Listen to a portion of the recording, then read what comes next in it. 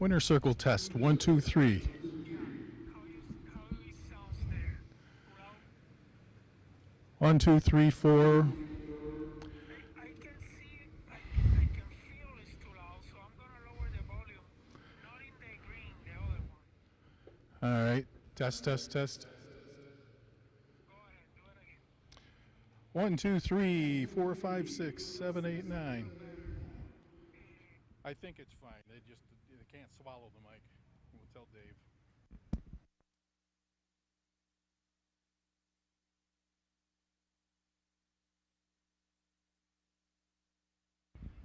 Hello, hello, hello.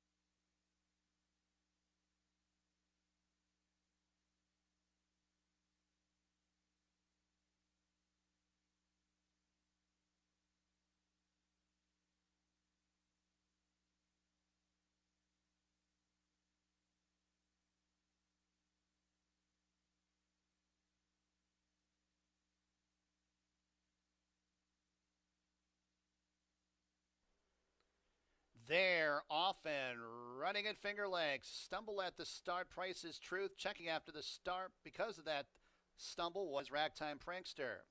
It's Painting Stones who's on the front end, has the lead by a half length. Price is Truth up the inside second. Rasuli's in the clear in third. Ava's Uncle Billy tugging at the Jockey to go on in fourth.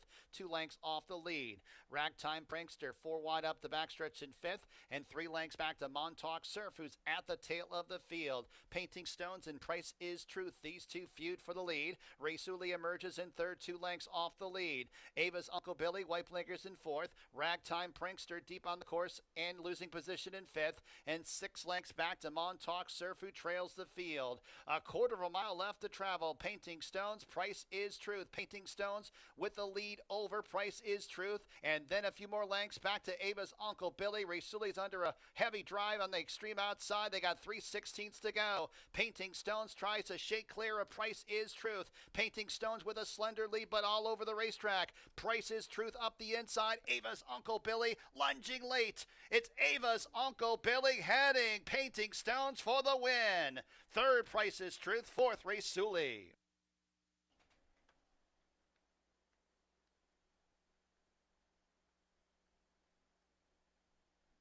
Exact at $30.60, 50-cent try, $19. And they're off. Good start for Trish from the rail. Sigmund's Dream, Fauve, and Starship Kit Kat all setting out for the lead.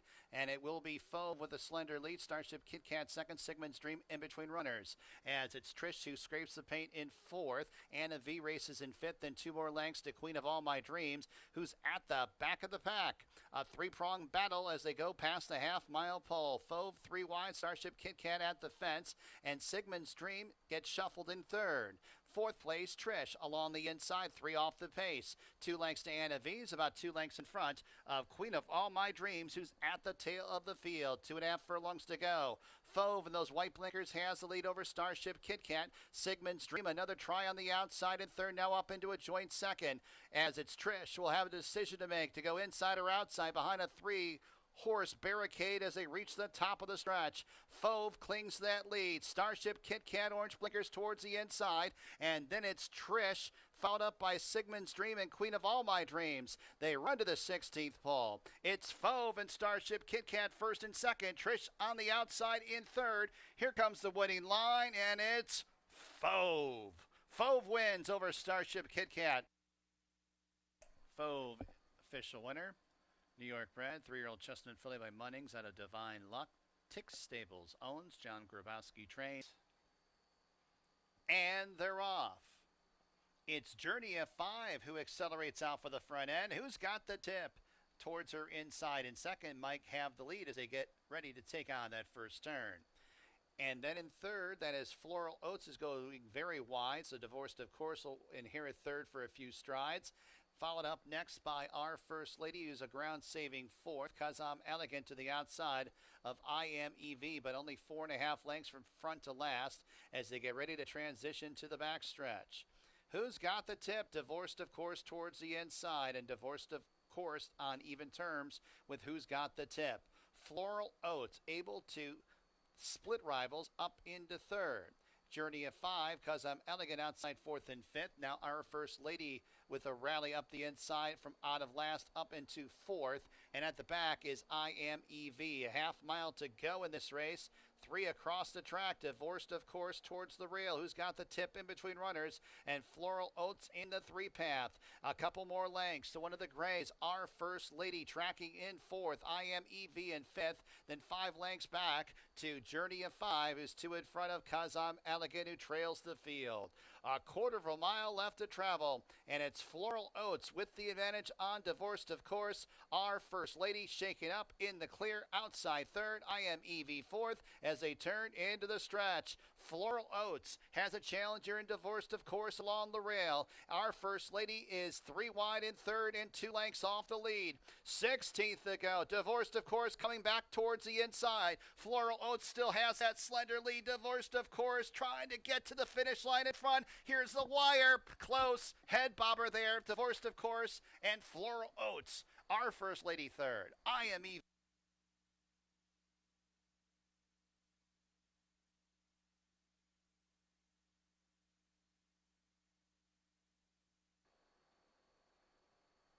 And they're off. Checking after the start, Olivia's Wish.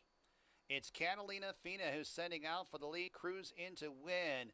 Improving in between runners. War Terminatrix at the fence in third. Hidden War Dance in fourth. Banker Murray is in amongst horses in fifth to the inside of Widow. A gap of about 6 lengths to the trailer, and that is Olivia's Wish. Catalina Fina with a half mile to go. The lead's a length. Cruise into wins up the inside in second, and then it's Widow to the outside of Banker Murray. Third and fourth, they're closing in tandem. War Terminatrix shuffled in fifth. Hidden War Dance second last, and Olivia's Wish starts to warm up to the task out of last and 5.5 lengths off the lead. Cruise in to win on top of Catalina Fina in second. Widow goes wide. Banker Murray will attempt to split rivals as Catalina Fina floating out very wide as they turn into the stretch. Cruise in to win is homeward bound. War Terminatrix towards the inside. Banker Murray gets every chance on the outside. A length off the lead is Banker Murray well inside the final furlong. Cruise in to win. Banker Murray, War Terminatrix at the fence, and then it's Olivia's Wish. Deep stretch, it's Banker Murray. Banker Murray prevails over Cruise in to win. Close for third, Olivia's Wish or War Terminatrix.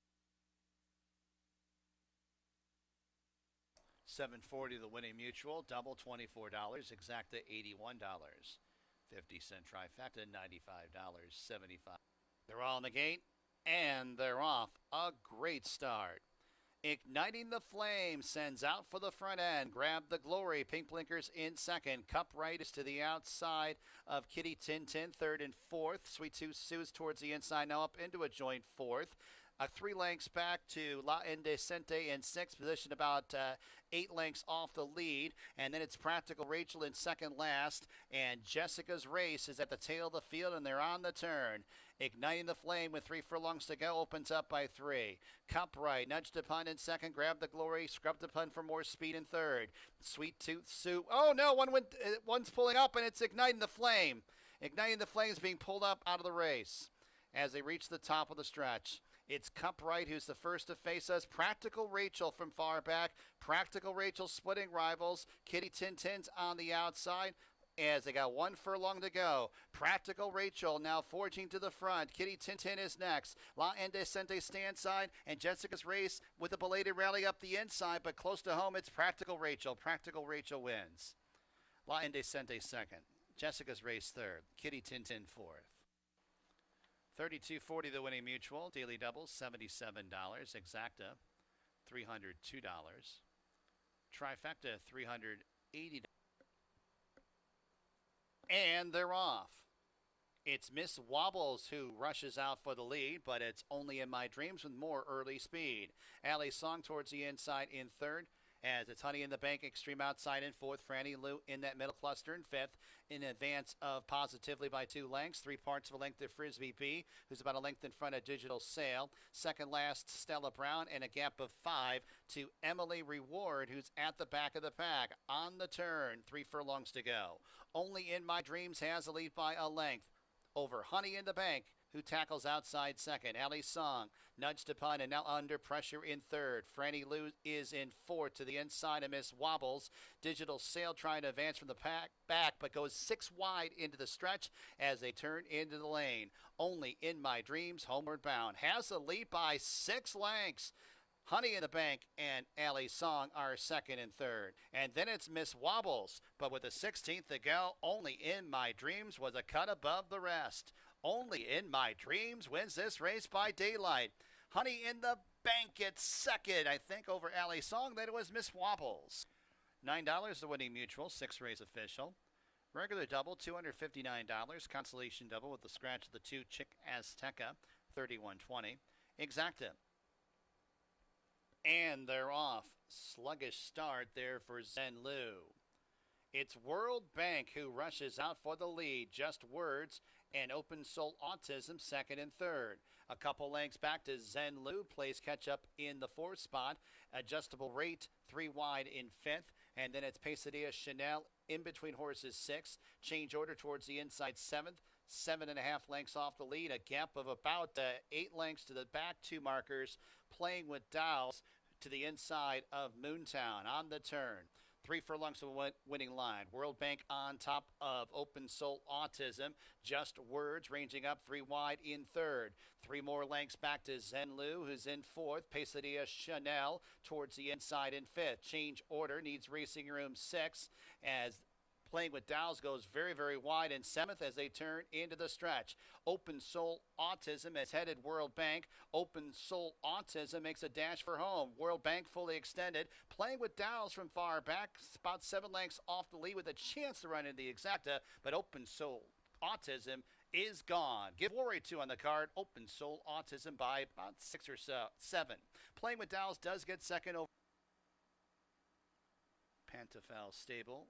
Wachtel Stable, the ownership. Chris Engelhardt with 3 wins on today's card. And they're off. Great start for True Destiny, who barrels out for the front. Jayla's on her outside. Love Thyself in between those two. And In Traffic is in some heavy traffic. Might try and scrape the paint and squeeze on through towards the inside, and really nowhere to go for In Traffic at this point in time. True Destiny has the lead. Jayla second, In Traffic in third. Love Thyself tracks in fourth. Mind of Gold's in fifth, 5 lengths off the lead, a space of 3. Back to Alicia's Way, who's about 3.5 in front of Sabrine, who's about 3 lengths in front of Quiet Horizon, who's at the back of the pack. As they reach the backstretch, it's Jayla and True Destiny first and second. In Traffic did make the lead, is in third, 2.5 off the pace. Love Thyself tracks in fourth. Mind of Gold towards the inside fifth. 2.5 lengths to Alicia's Way is in advance of Sabrine by 3, and another 3 lengths to Quiet Horizon, who's deep on the course at the tail of the field. Entry into the far turn. True Destiny and Jayla first and second. In Traffic with a decisive move on the outside, 3 wide, and In Traffic now contending for the top spot on the far turn as Love Thyself fouls that one on the outside as Jayla drops back. Mind of Gold is shaken up in fifth. Then 3 lengths to Alicia's Way is 2 in front of Sabrine. 3 across the track as they reach the top of the stretch. True Destiny digs in along the inside as it's Love Thyself cut loose on the 3 wide side. In Traffic now 1 paced in third. A few more lengths back to Mind of Gold, who's in fourth, and about 6 lengths off the lead and closing in is Mind of Gold. 16th to go. True Destiny, Mind of Gold surging late on the outside. True Destiny, Mind of Gold. Mind of Gold's got her. Defeating True Destiny in the shadow of the wire. Love Thyself was 24.60 the winning mutual. Double 57.50. Exacta 54.50. 50-cent trifecta 43.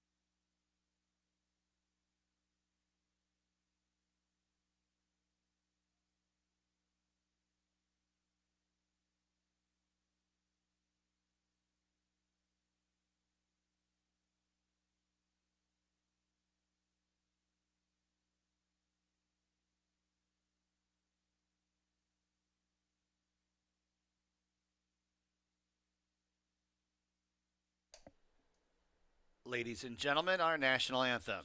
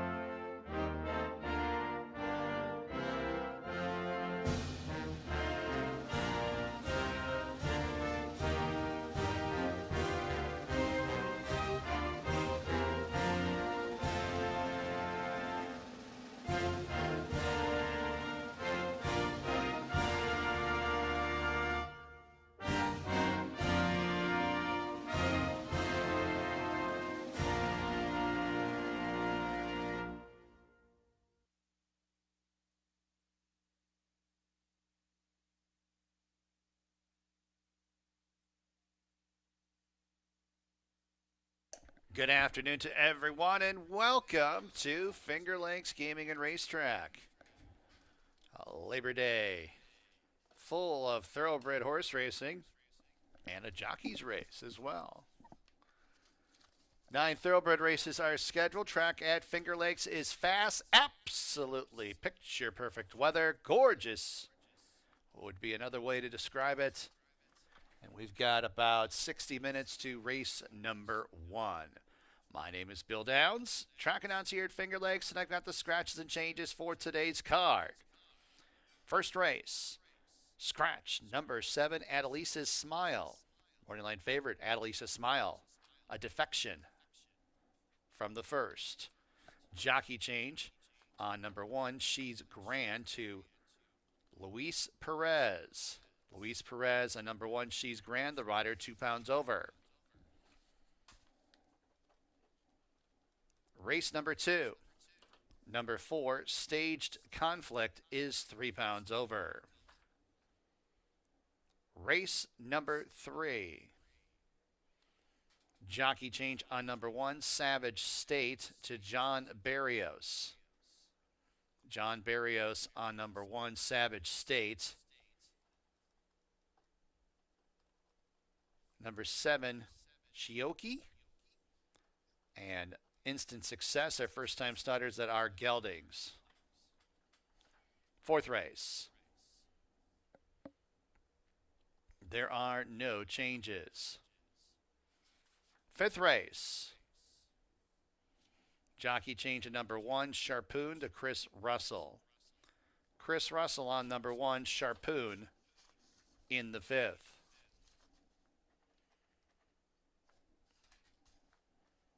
Race number 6. Scratch number 3, Legal Deal. Scratch the 11, Roses Pepino. Legal Deal, Roses Pepino, 3-11 out of race 6. Jockey change number 6, Our Man Mike, to Luis Pena. Luis Pena on number 6, Our Man Mike. Race number 7. Scratch number 3, American Litigator. Number 3, American Litigator, a scratch in the 7th race. Late work for number 6, Sea Shepherd. Workout took place at Finger Lakes, August 27th. 3 furlongs fast surface, 37.40, breezing. 8th race.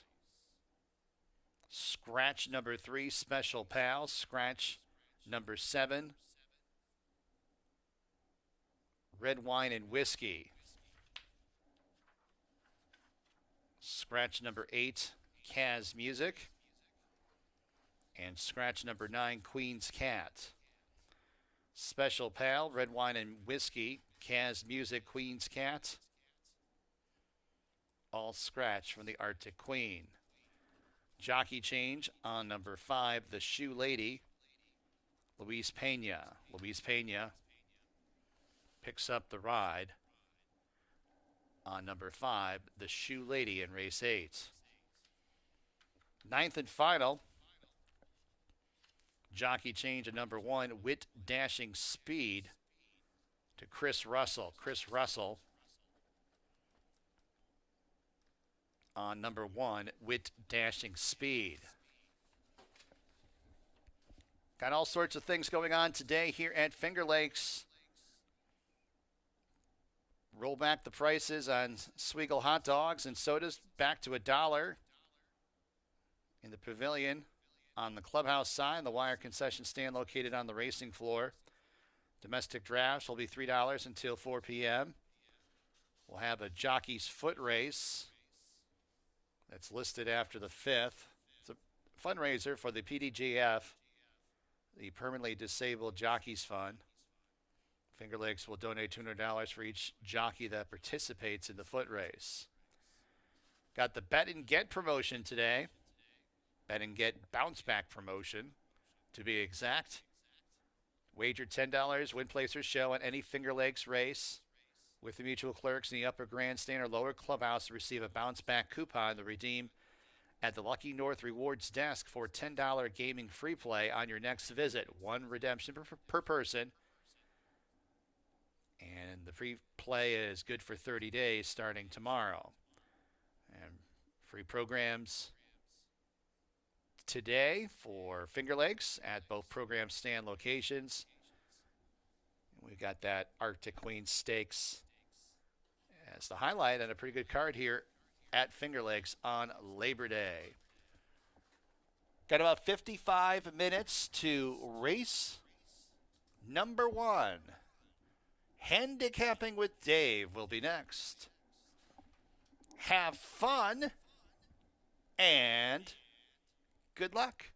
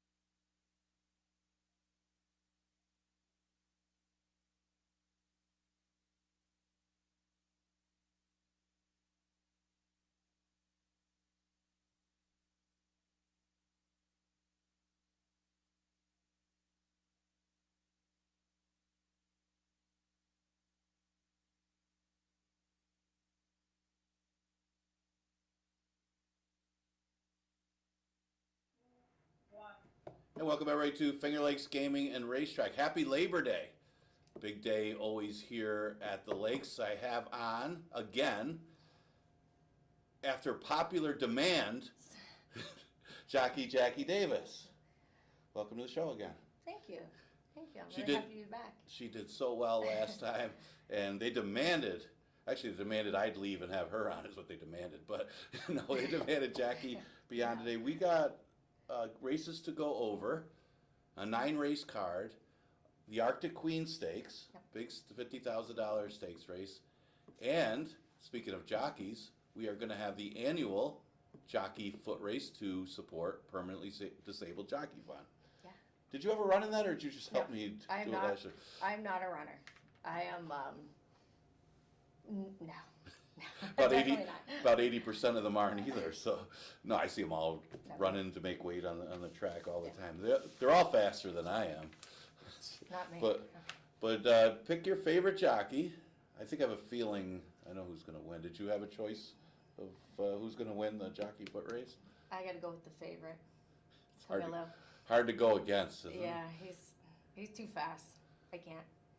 Now, there's the argument that Gabriel Suarez might have been faster. Now, can we get Gabriel Suarez out of retirement? I don't even know if he's still around. Could you do a Legends race? Oh, I tried that. I tried that. I don't think we have the liability to do that again. You remember I did that a few years ago. I think it was John Grabowski fell down, and Rudy Rodriguez tripped over. Or not Rudy Rodriguez. Rudy Rincon tripped over I don't know John. what it is. And Rudy's a legend here at Finger Lakes. He was a leading rider the first year we were around. But I said I can't do this again. I think Sal Iorio pulled off the improbable upset over Carousel. No, it's a lot of fun. It's always a crowd pleaser. It'll be after the 5th race today. They wear the numbers, so we put them in the starting gate. Jackie's going to For the be girls. around. She's the team captain. Yeah, I'm just going to be a cheerleader. Yeah, I'm not. It's going to be a lot of fun. It'll be a lot of fun. No, it really is a great time. It's another way of competition, and the guys get a kick out of it. And it's for charity. It is. It's an important charity for you guys, right? Oh, yeah. Yeah.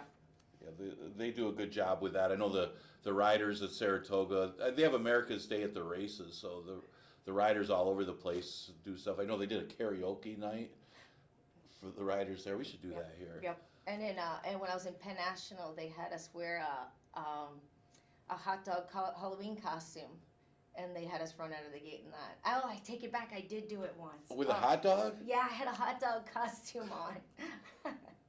What? My sister Katie did it. Katie finished like third, I think. Katie's pretty quick. Well, with a hot dog, would you fall down? Well, as soon as I went to run, because I'm so short, the thing got tangled in my legs, and I gave up. I was almost just, on. Just I pulled up. Did not finish. DNF. Maybe we'll do the hot dog race at some point. I know they used to. I have a picture of them riding ostriches. No, thank you. Okay, you neither. Don't even. That gives me night terrors. Okay, let's look at today's card. With that said, we are going to start off with the first race. Remember, we have the early pick 5. That's a mandatory payout. There's a big scratch in here of the probable favorite, the 7, if I say this right, Adelisi's Smile. Okay, look up. We have the same number, a top choice. See if it is for the same reasons. I'll let you go first. Okay. What do you like She's Grand? I chose She's Grand because going short, she had great form. It looks like she was relaxed on the lead. They are stretching her out, but I noticed in her breezes, it looks like they're gearing for this specific distance. And I have all faith in Furrow, and well, now it's Perez, and I think he does a great job relaxing horses, and I think he's got a great shot to win it. Yeah, I think so too, and I think she might even be able to get the lead from the rail. It is a questionable pace in here. I don't see horses with a ton of speed, some tactical speed. I mean, there's a couple of them stretched. I know Equinox got a little bit of speed, and just a little bit. And I think She's Grand stretching out of the sprint from the rail. Louis can get out there, kind of hold the rail, and inherit the lead on that first turn. It's just how I'm seeing it. And she's won 2 in a row. I don't have very strong breeding as far as the route with She's Grand. At least, I don't know, I've seen a few of these Instagrams. I think Mike sent a couple of them long. They did okay. But on the dam side, of course, Tisnow should be fine. So, and we were talking about this earlier. I said, do we know a Mike Ferraro horses that don't go long? No. No. No. He gets them to route. I took Equinox for second. I think just by default, in a sense, more than anything. She comes out of a good race. Z ends in the stakes race against the older horses later. It'll be interesting to see how she does. So that's a better race for a sprint anyway. But she's proven she can go long. And then the real tricky one is the 4 Tekka. Tekka did win on the dirt and then tried an off the turf race in the mud. One of the reasons I threw this horse in is because she doesn't have very good off-track breeding. Maybe she didn't take to the off-track the last couple, which would make her dangerous today on a fast track. She's out of a stakes winner, so could be any kind in here. Yeah. So we're similar as far as. Well, I picked going home now for Okay. third. She's very consistent. I did win on her. She did. I won on her. Yeah, I was looking at the program. But won. no, but she's easy to ride. She's tactical. Right. She can go to the lead. She can come off it. I think she could definitely get a check. It's very. Yeah, it's going a better distance today too. I like the victory gallop. I do. I like she's going a little farther than she's used to. Okay, very similar in the first race. The second race, we got a couple maiden races. One of them is going to be for 2-year-olds. I think that's the third. This one goes the distance though, 1 mile and a 16th. Yep. And another tricky race as far as the pace scenario here. I thought maybe practically Summer might show speed from the outside, and Skyrunner showed a little speed. I did land on the 1 Giant at Work because I liked Yankee Doodle last time. I thought that horse had strong breeding, would run a big race, and Giant at Work really put the pressure on her late. And I think Yankee Doodle would beat this field. So that's kind of why I landed on her. Now, her previous race, it was a strong inside speed day. I mean, you've probably ridden in a few of those races where the just inside speed would go to the front, and you got an outside closer. Yeah. You just got to let the horse do what he's going to do. But Giant at Work had no shot in there, I thought. Plus, it was an off track. I thought she ran pretty big last time, just because I think Yankee Doodle was pretty good. Immigration Law is an interesting one. She's off a little bit of a break since a turf race at Saratoga. She's got a couple top 3 finishes against the 30s earlier in her career. I don't like the last couple races, though. And, of course, Sky Runner is a logical horse, but she is a beaten favorite, but she could be another one that could win this race. What'd you think? I like You that. like that one? So I liked Sky Runner. Okay. I thought it looked like he could. He doesn't necessarily need the lead. He wants to be up close. Looks like not a lot of dirt in the face. I think it looks like he's a fighter. I think he likes to duel. So I think in that post position he can sit off and then go in for the kill, I guess. And I did like the 2 Immigration Law. Same as you. The last 3 races, like you, the last race was turf. He had an excuse. The next 2 races it was at Belmont at Aqueduct. So, but it was in the mud. So, and it's really a lot of horses have a hard time getting their feet under them, and in the mud and that kind of track. The last time he ran on a dry track, the numbers were great. So I wouldn't be surprised if he even won the race, the 2. And I did like Giant at Work. I chose him 3rd because it looks like he if they go too fast, they're going to give him too much to do. I think he would like to close into a slow pace, is which what we like to. Right. Whoever goes the slowest, the fastest here, gets the lead here. We like to go 50s, 26. So I think he'd be able to get a great position. Right. Yeah, you notice you got some races like that in routes where you're thinking that way, hey, want to have something left at the end, and then you see a 51 half sometimes here at Finger Lakes happens. But here, a lot of times, if you go faster, like 48 here, if you go a little quicker, they tend not to finish on the lead. Yeah. Makes sense. Yeah. Okay, well, now we get the 2-year-olds. I think this is like the 4th time we've had a 2-year-old race. It's a tricky race. We've got a lot of horses that haven't been out yet. We got 2 of them that have. They come out of the same race. You got Chrysler, I think I said that right, and Abject, who both come out of that race. And I thought Chrysler ran a good race in there. I did take the first-time starter on top. One of the firsters for M. Anthony Farrar, actually the one that he owns.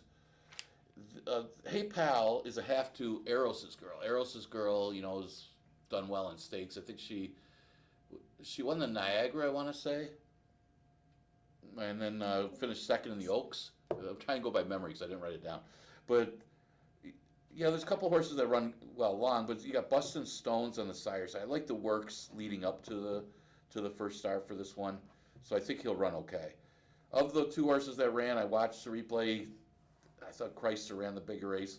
Said Abject bobbled the start. Did bump a little bit, but I don't think it really affected him. I don't really have an excuse for Abject. Of course, 2-year-olds can improve second time anyway. Always, Usually.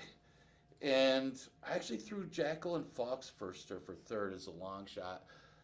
I know it's a little more turf synthetic, I should say.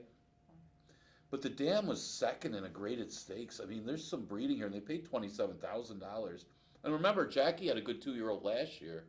Had Into Mischief on the dam side, if I remember right. Yeah. And that one won our 2-year-old stakes race at the end of the year. So she's good with these young horses. I breezed that horse last year. Did you year. breeze that one? Yeah, I breezed a lot of Jackie's horses last year. Oh, you do ride for her. I did not ride that baby though.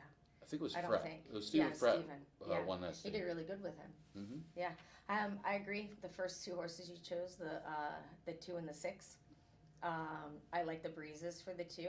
I think they really, they're getting them ready to run the distance. And similar with the 6, they can only get better off that start. That was a great first start. But I chose the 4, Inglehart's horse. Mm-hmm.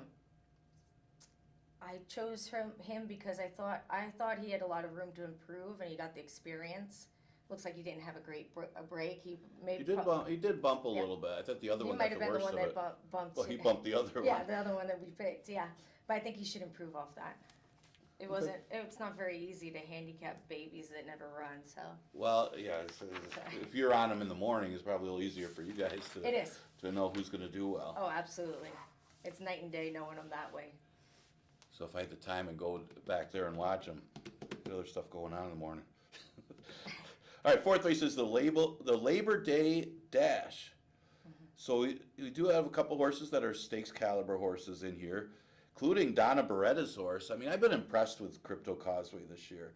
Donna's really done a really good job with this horse. And he beat a really good field last time. I thought Squire Creek almost got away with some relatively slow fractions last time to the 23 first quarter. And Crypto caught him. And you may have a replay of that race, but it depends on the pace here. Can Squire Creek get the lead on Coin Jar, or if the pace is slow enough, can Squire Creek put that one away? Is there enough pace for Crypto Causeway to do that again? This horse is going so well, I couldn't go against Crypto Causeway today. And you got the same one? Yeah, I agree. The only difference that I had was my third. I picked the 2 and the 1 to finish third and fourth. I really couldn't pick one over the other for third. I thought they could either beat each other. Hey Harry's a little different. I rode him before. He's doing great. He's in form right now. I think he's got every opportunity. I don't really like the 1 hole for him, but Andre seems to get a lot of run at him, so he knows him. So I'm not worried about that. And then. Sorry, I didn't want to No, interrupt you. you're Go ahead, fine. finish. Go for No, it. you're fine. Go ahead. And the 2, I think that horse could do either way. He could sit close. He could close. I don't think he needs the lead. I think with Kevin's a patient rider, and he knows him. Made up a lot of ground on him with the 1 start. I think he has every opportunity to be right there. Yeah, he was coming with Crypto Cause, that Jack and Bernie race where I love Jack. Jack and Bernie won the stakes race. Yep. But either he was looking back or got a little tired late, and Newport Bridge and Crypto Causeway and everybody else was taking a run at him. I thought Newport Bridge ran big. I thought David Iola's done well with him. There was some bumping and stuff that went on that helped him win last time, but he did well to beat a decent field last time. So I could see it. Yeah. I mean, I underestimate Hey Harry all the time with the Murph. His horses. Murph is a giant killer. He just pulls off the upsets, and I just remember Hey Harry almost upset Banker Blaney. And Banker Blaney had won just like 5 in a row, and he almost got him. And Banker Blaney, it wasn't like he went that fast early either. So I could see that one be there as well. Okay, 5th race, we go 5.5, a never won 2 condition. And we start the late pick 5. This is the one that, if it's not hit, we have a carryover. There's another race where I just simply didn't see a lot of speed in here. And now you as a jockey, when you have a race like this, there's not a lot of speed signed up. Okay. The break matters, right? Yes, break I mean, I know the trainer is going to tell you, hey, I need your horse on the front. He sees the same thing I do. They do. They do, don't they? And then you have more than half the trainers in this race are going to tell their riders to To go And so everybody's going to be sending, and a lot of horses that don't have early speed like that, you're just basically spinning their wheels doing that, and not letting them get their feet under them like they're used to. So when I see something like that, I'll try to break solid and try to get a mid pack position, or like to where I'm not exerting my horse more than he needs to be. So I can finish. And I see you. I watch all the riders, but I see you when you break. You do kind of look around and that's good. Yeah. So you're jockeying, you're getting your position, you're deciding what to do, what everybody else is doing, and you got a good feel for that. And this is one of those type of races. I think Rocked Out might be able to get the lead, but I'm not sure because it's not like he's that fast. None of them really have speed. Not today. Governor, maybe in the past it had a little speed. I had a tough time. Limits of Power. I had a tough time figuring out who would get the lead in here. Maybe it'd be one of those things where. I think the 2. I mean, You think- sorry, not the 2. I have here that the 7 and the 3 could be the ones Okay. possibly. See, setting up. I see. We had totally what I different- have. Well, no, because I didn't know. I had then a tough time figuring out who's gonna. It could come down who's aggressive. That's what it is going to come down to. That is. I agreed with you with the 5, obviously. I think that same thing you said. I think it was a hard race to handicap, and I think he steps out the like. Well, he's dropping in class. Yeah, that's the big thing. that's the. I think the drop's going to help a lot, basically. Yeah. Yeah, and then we got the 4 and the 6. We pretty much have all the same numbers. I'm not 4 and the 6. Oh, we do have the yeah, same numbers. literally, I have just this. I think the 6 it might finish in front of the We were 4. in separate rooms Yeah. today. We were handicapping. we So- were too. Yeah, we Yeah. were. So Yeah. we came up with that in this race. But I mean, we're not, either one of us are going out on a limb on this one with a horse that's doing No. a double drop like that. Yeah, but in all honesty, this is the kind of race when it's hard to handicap. It's anybody's race. I wouldn't be surprised if any one of these horses It had is. decided they were feeling good and wanted to jump up and win. It is. And you know what? I'm not that impressed with Rockdout's maiden victory. I mean, he just got up against not the strongest of fields for that maiden specialweight race, first race over the track. And for allowance races, those 2 lifetimes, they're better than these, but they're not the strongest of lifetime races that we had either. But I think Andre can at least keep this horse up close in the paceless race. And like I said, you guys are usually more aggressive at 5.5 than you are at 6. 'Cause Yes. you're trying to get that last half furlong. I could see somebody get a little aggressive they and go Andre wire just to kind of wire. sit in position. Somebody could go wire to wire. It's We're very being likely. aggressive with these kind. And I could see Rockdout getting beat that way. That somebody else gets the lead on him, and then he just can't go Yep. by him late. I could see that. Yeah, Limits of Power has some speed. Didn't beat anything. That's the big thing. I mean, you look at the time was 1:14. It's like how bad was the rest of them? You know, that's kind of how you look at it. And he's supposed to win like that. Maybe not by 11 lengths, but he's supposed to win that race. Well, it's easy fractions. The easy fractions, Yeah. you get loose on the lead, and Yeah, everybody hopes you stop. and he didn't. He went off the Exactly. screen. That does happen here a bunch. Yeah, It but will happen. but you don't know how good he is because he did what he's supposed to do. He wins by 11. He could be really good. He's running against maiden claimers in New York.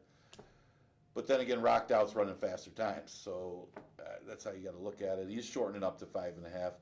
The distance is going to be interesting for Limits of Power because he's used to going a little bit longer. He's used to going routes. The 6 furlongs was shorter. And again, he didn't beat anything. Obviously, he looked a lot better than everything else in the field. Yeah, I thought Not Today Governor has a little speed too. None of them really are that quick. But he got off a step slow last time. But I picked him a couple times this year, and he hasn't really picked it up. I think maybe if he's in the race a little bit more, you might see this horse run better than trying to come from out of it and pass horses. Maybe that's what the horse needs. Okay, scratch the 3 out of the 6, Legal Deal. I like that one a little bit. Scratch the 11, Rosie's Papino.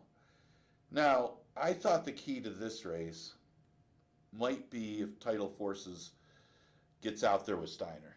Steiner's fast. Now, Yep. Tidal Forces has turf and synthetic speed. Does that matter?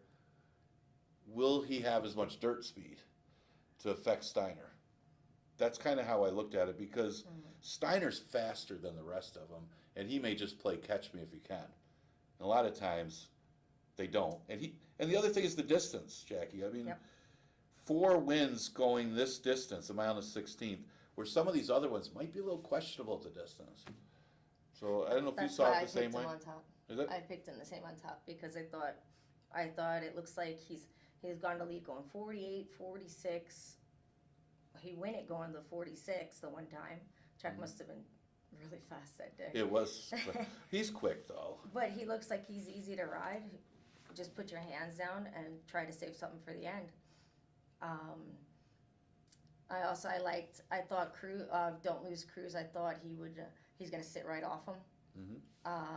That horse looks like another fighter. Like you could put him in a duel, he doesn't want to lose.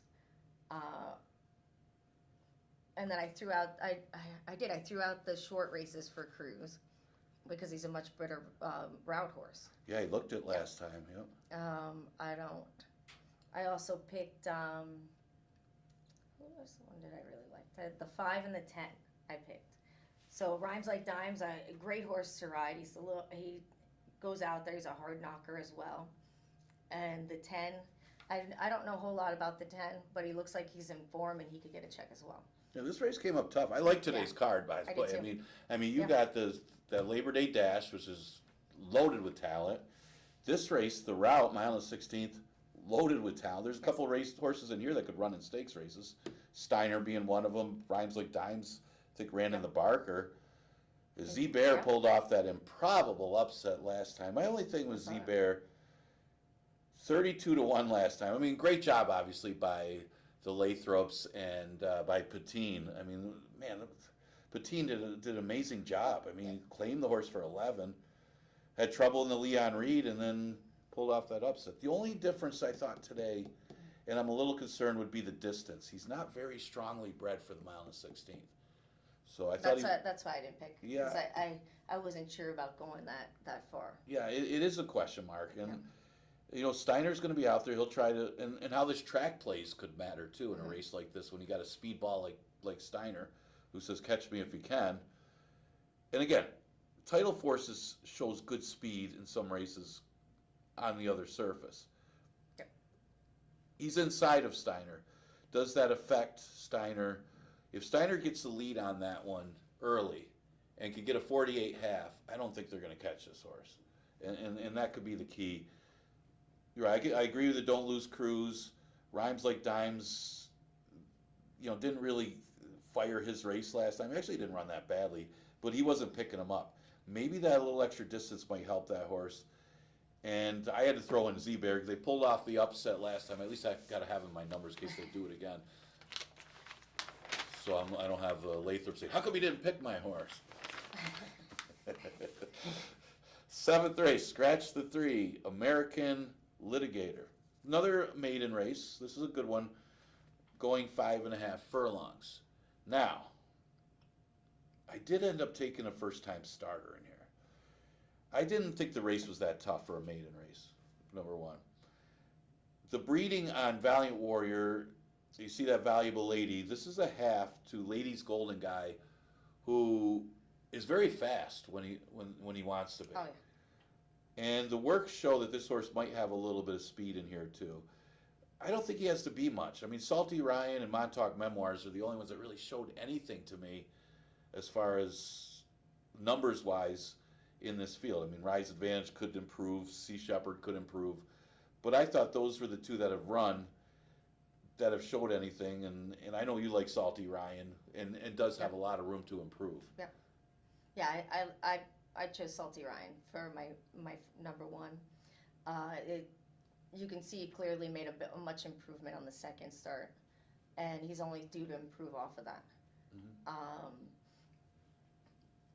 Sorry, I chose the Montauk Memoirs. I think the form was consistent, and obviously Flores and Paul Barrel are a combination. So I think he's got every opportunity. And then like the 8 Valiant Warriors, I picked him because I know Breed and them they do a good job, and he's related to like we said, he's Lady's related Golden to Guy. Lady's Golden Guy, who's a champion around here. So he gets a little bit of that talent. He should run well. And I like the 6, the Sea Shepherd, because he ran a real nice even number. I found it. I noticed that horses that come from Presque Isle, I couldn't get Presque Isle, of the polytrack, they for some reason they tend to take to this dirt surface, and normally they wouldn't take to any dirt surface. So I definitely think he could have an opportunity. He wasn't that fast at the start last time. I did notice that. And the thing with that race, you see the two of them, Sea Shepherd and Montauk Memoirs, both come out of that Henry's Hope race. Henry's Hope was a short price favorite that got loose on the lead. He must have had a 3 or 4 length lead on the field the whole way. And then you get in chase mode. And you've probably been there where a horse is loose. You say, if I want to win the race, I better try to go after him. Or do you, if you try to sit and make a run, you find yourself with too much to do too. So, and you could watch on the replay Montauk Memoirs.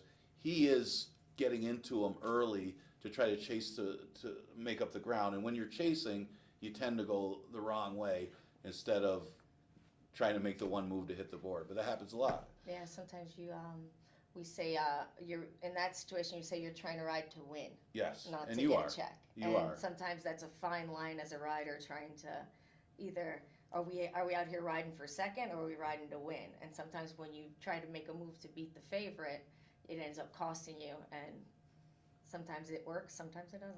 So, well, Aggravating. and as far as from a handicap better standpoint, when you're handicapping the race and you're trying to play like exactas and trifectas, that decision matters when you're doing that. Well, I said, well, is this horse is not going to be able to make the lead. That other one isn't going to get pressure. Can you take the long shot that's a deeper closer to get up to be second, because that other one's going to get stuck chasing? Or they go too slow and you have Right. too much to do being back there. Then you're too much. Yeah. So that's what you got to It's decide when you're playing. That's why I like to stick with doubles, pick threes, pick fours, because a lot of times they are riding to win, and that happens. And there's a big difference. So we're kind of around it. You're right. I think Montauk, Memory, Salty Ryan, the best around. And the big question is going to be that first time starter. Yep. Kind of look at him in the Well, paddock a little bit. he got a great post position. Oh, it's excellent time. for a first time. When I'm a first timer, I do usually like to have one or two horses outside me, because Right. sometimes when you're last in, they tend to break to the right if they don't have a horse They break outside them. out. Yeah, They'll gotcha. break out, but I know they do a lot of gate work over there, so. Yeah, you don't want to be on the rail with a firster most of the time, right? Especially coming out of the chute, it can be a little hectic. I tell you what, we were talking about this earlier. I mean, the riders, and I know everybody saw the Irad Ortiz thing this week.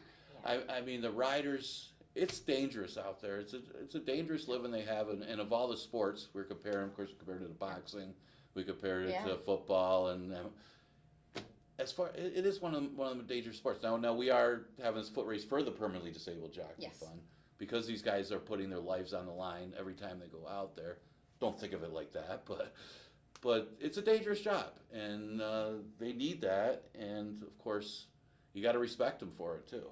Yeah, it's one of those situations where it's once you know what the worst thing that could happen when you go out there, obviously is, you might not make it back, but once you come to terms with that and you kind of put it in the back of your head, the adrenaline and how much fun it is really makes it. Yeah. I don't want to say you forget about it, but it's a lot of fun. But you understand, Yeah. it's the excitement, it's living. Yeah. That's why people tell me, you're an older guy, why are you boxing? You get out there, it's living. Yeah. And I'm not even making any money. Well, Well, a little, you got to win you the never tournaments. want to say what if I could have done this. Right. Like, you don't, like, when I was deciding to become a jockey, I said, I don't want to go 20, 30 years from now saying, man, I could have been a jockey. I wonder if I would have been good at it. And you go, and if you fail and say you're not good at it, you say, okay, well, I tried it and I gave my all, and that's okay. And that's an important lesson in life right Yeah. there. Yeah, at least you tried. You can't be a jockey sitting watching TV. No. And you get out there, and obviously Jackie's one of the best. Well, of course, their whole family are good. I mean, that makes a difference for you too, right? Growing up with that family. Yeah, because Does it push you to be better?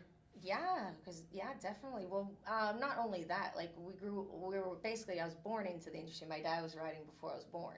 Right. So growing up, I have 5 brothers and sisters, and we pushed us all to be the best, and we try to be better at each other at everything. I can see the competition. Everything. But we are also very proud of each other, and grateful to have the support. It's pretty amazing. I get probably 100 text messages a day in the group message. That's awesome. It's wild. That's awesome. But it's fun. I'm lucky if I talk to my sister once a month. Oh, God. Eighth race is a feature race. It is the Arctic Queen Stakes, a $50,000 stake for 6 furlongs. I say it's a feature race, but there's a couple other races that are just as good as this one today. That's how good the card is. It's a great day. Scratch the 3 Special Pal, 7 red wine and whiskey. I don't think I could drink both of those. And scratch the 9 Queen's Cat. To me, class-wise, the 6 Caldwell Loves Gold, she's proven, although, the last race isn't good for her. So it's it's a tricky pick because she's got the numbers in the past that would beat these. This horse won going long here as a 3-year-old. She won the New York Oaks, and Oh, I didn't know that. yes, it's been a little while. Seems like she's had a lot of starts, but she's been against some tough competition in some of the stakes in New York. True Empress, what can you say? She loves this racetrack. I mean, she was not firing in New York. She comes here. She needed the race over the track. Then Mike Ferraro gets her all ready and go again, and then she wins. And then she's back to the True Empress. She just absolutely know. loves this track, or maybe it's just Mike Ferraro knows the key to her, which is probably more of that. It's a mixture of both. It's a mixture of both. Sandy's Garden loves this track. Sandy's Garden's better at this track, Mhm. although she did win in New York off the layoff earlier this year. Yep. I think she got beat by True Empress, who was good, but it also was a track that was not favoring speed. It was one of those racetracks that was a little more tiring. I don't like her post from out there. It might take her a little bit to clear. So there's that. And then the big question mark, and I know you're going to talk, I'll let you talk about her. ZN has done very little wrong. She's been amazing for Deborah Breed. And it's a class test here going against the older horses. She's the only 3-year-old in the race, but she could be this good. What did you think? I did like the end. I thought the way her form looks, it looks like it's almost effortless, and that's a big thing. And Yes. I think she's in an inside post, but probably got the speed of the race, in my opinion. Her and True Empress, sorry. I really like True Empress. She's like you said, she's hard knocking. Yeah. And I had the 6 second, like you said, he's a class. I kind of just threw that race out. Saratoga's always very deep. It's really fast. Mhm. It's really hard a lot of horses, they have a hard time like getting through that surface, I'd say. And Sandy's Garden, I win half her races, so my heart's still with her. Yeah, we were talking about that the other day. And she's, actually, I like the post for her. Okay. I like the 10 hole. She's the kind of horse that she doesn't necessarily need to be on the lead. But if she goes too fast the first part, she does have a hard time finishing. She does it. Yeah, everyone knows it. So Now, if you were on her, not to interrupt Go you, ahead. if you're on her, and I notice you've ridden her a bunch of Yep. times, the break matters obviously. Yep. Another horse is out there? Do you try first to clear, and if that horse is showing speed from the inside, back off a little bit, or you just? you want me I to mean, tell it's him 6 how, furlongs. You want me to tell No, him I'm not telling you. I'm like, how what to was win the race? You want me to tell him how to win this race? No, I wou't do that. I'm just saying that in your opinion. So Sandy's Garden, she like I said, she doesn't need the lead. This is the kind of horse she's a little stubborn. She's got a mind of her own. So in my opinion, I wouldn't even try to clear anybody. I would come out of there. She comes out of there quick. You put your hands down. She sets the pace. You kind of coax her not to move too early, and she's technically. It doesn't look like it, but she is like a one run horse that doesn't necessarily she likes to be in the first tier. Mm-hmm. So that means 1 through 3, and she will make up the ground, but you have to know when to push the button on her. Gotcha. Yeah. So I remember when John Tebbett had this horse, and she was amazing. We did so good with she her. was so good when Yep. she was young. Yeah. And might be coming around. Like you said, she was against the track a little bit It last time. And the question is going to be the 3-year-old filly Zion. I'm assuming that this horse is going to go in the Niagara Stakes. That's going to be in a few weeks. So probably this is a sense that the 2 state bred didn't run. So that's why she's in this race. And she, like I said, it's a good class test for her to see how good she actually is, because she's done very little wrong. It's not an easy race. You No. got the shoe lady. She's got speed in there too. Mhm. She can go. Even Kaz, they'll probably try to send her. Yeah. I mean, Missing Fortune's been off, but she's got the class to run with these two. Exactly. Yeah, it's a nice feature. It's a nice stakes race we got for the Labor Day feature. Okay, let's look at the last. Never 1-2-5. It goes 5.5 furlongs, and yeah, a good one to finish up with. I'm interested to see the break on this one because, again, but now I'm found looks like the speed, but He's stuck on the outside. Does Resistance Feudal kind of hold the inside on him a little bit here? Or can Banal Found just go on with it at 5.5?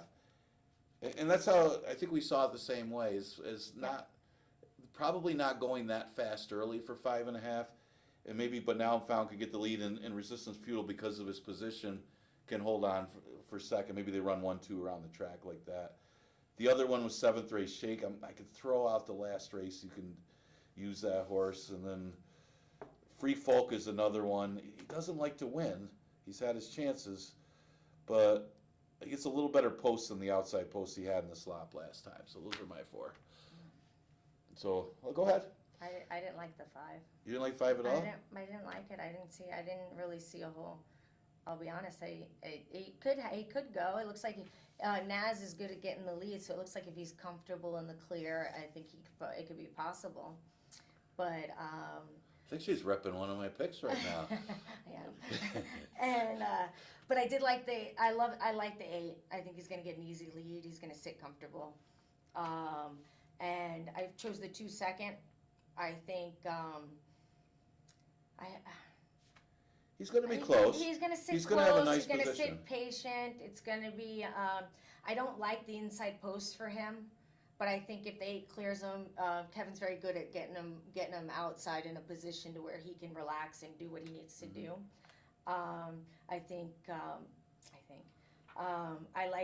do like Engelhard on the 4 horse free folk. I think that horse is very capable of getting a check. He closed really good in Parks, which is a really deep surface. And he ran the last start on a sloppy track here. Yes. He'll probably be able to get a hold of a much better track on if it's dry today, obviously. Okay, so we're very similar. At least their top choice. Yeah. Yeah, if that 8 clears, it's over. I mean, it's simply over. Well, Jackie, thanks now we for just jinxed him, huh? probably. They say I do that all the time anyway. Thanks for being on the show. Of course, we haven't seen the last of Jackie today. She's going to be down there. We are going to be there after the 5th race. Yep. We are going to have the Jockey foot race to support permanently disabled jockey fund. So we'll have a lot of fun with it. You want to stick around for that, if anything else. Obviously, we've got a great card to bet as well. So it should be an excellent Labor Day. We got the $1 hot dogs.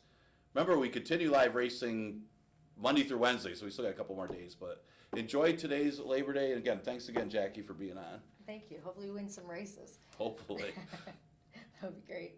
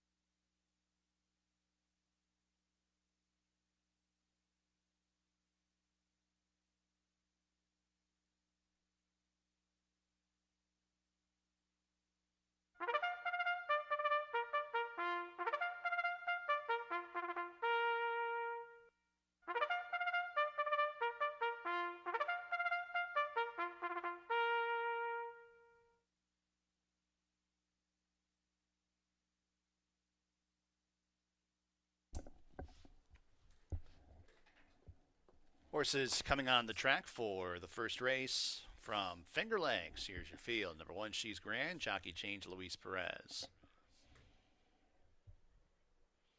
Number 2, Cozy Magic and Jeremias Flores. Number 3, She Takes Cash and Andre Worry. Number 4 is Tekka with Joel Cruz. Number 5, Going Home Now, Rafael Regina Jr. And number 6 is Equinoct, Kevin Navarro aboard. Scratch the 7. Track is fast. First race in approximately 3 minutes.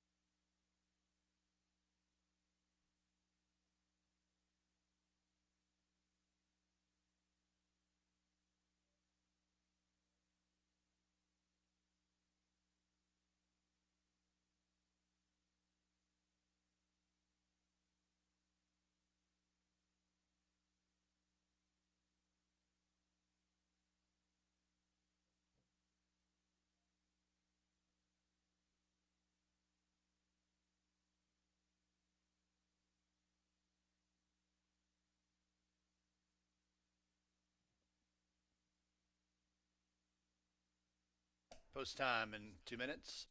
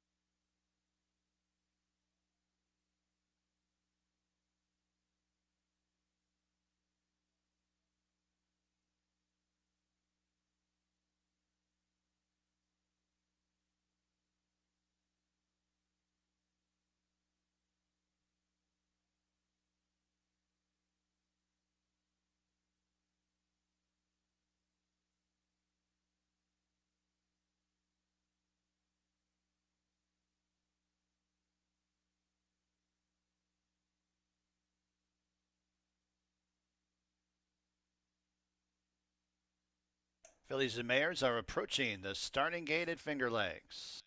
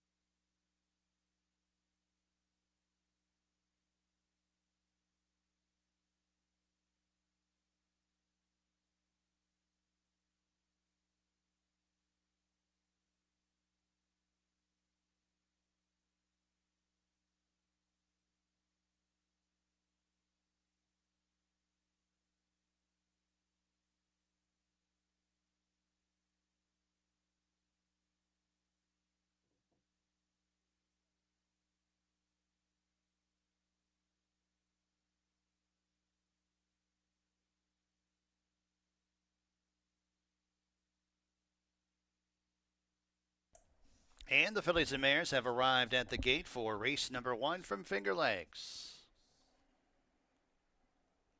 Got a field of 6 to go a mile and 70 yards. Current favorite 3-5, number 1, She's Grand.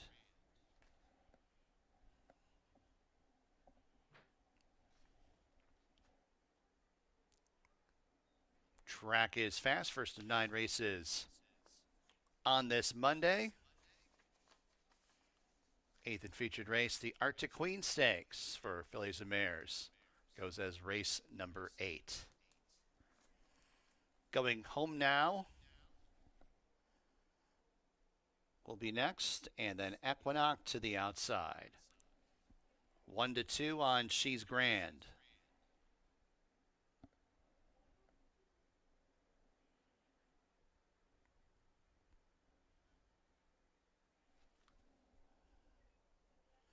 And they're all the gate. They're off and running at Finger Lakes. It's Going Home Now who sends out for the lead. Equinox displaying speed. She's Grand, the favorite, from third up into second. Has inside position and Equinox as they get ready to take on that first turn. Fourth place, She Takes Cash. Now inherits third as Going Home Now drifts out wide. Tekka's actually in the fourth spot, then about 6 lengths to the trailer.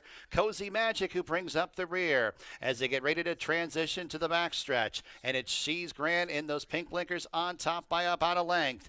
Equinox harassing outside in second. She Takes Cash towards the inside in third. Tekka's right outside of her. Going Home Now 3 wide, 3 lengths off the lead in fifth, and a space of about 5 lengths to the trailer. That's Cozy Magic. First quarter, 24 1/5. Up the backstretch, it's She's Grand on top. The lead's a length and a half. Equinox in pursuit in second. She Takes Cash. White blinkers towards the inside third. The opening half in 49 seconds. A margin of about 4 lengths to Going Home Now to the outside of Tekka, fourth and fifth, and 2 lengths to Cozy Magic, who has trailed throughout. out. 3 furlongs for the winning line. She's Grand. The 1-5 favorite has the lead by 3 parts of a length. Equinox takes another chance at that one on the outside in second. She takes Cash, nudged upon in third. Then 5 lengths back to Cozy Magic, who's out of last, fourth, and 9 lengths off the lead as they turn into the stretch. And She's Grand kicks away. She's Grand has the lead by 3. Equinox is now a clear-cut second. She takes Cash, 1 paced in third. Cozy Magic fourth. 16th to go. She's Grand leads by a little over 2 lengths over a game. Equinox on the outside second. She's Grand, Equinox. It's She's Grand who finds the finish line in front of Equinox. Then it was Cozy Magic who rallied for third. She takes Cash fourth.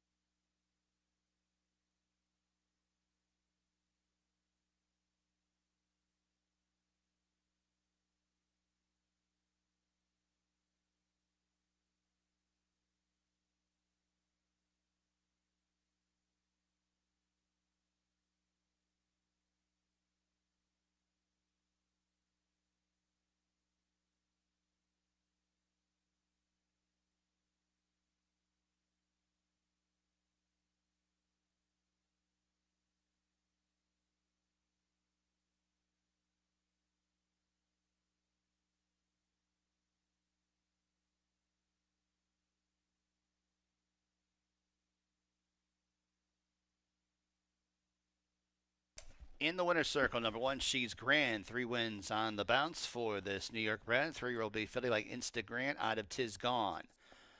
Margaret Selby and Adrian Selby, the ownership. Michael Ferrero is the trainer. And Luis Perez picked up the winning ride. Mile 70 yards, time to 144.77. She's Grand. Big favorite takes race 1 from Finger Lakes.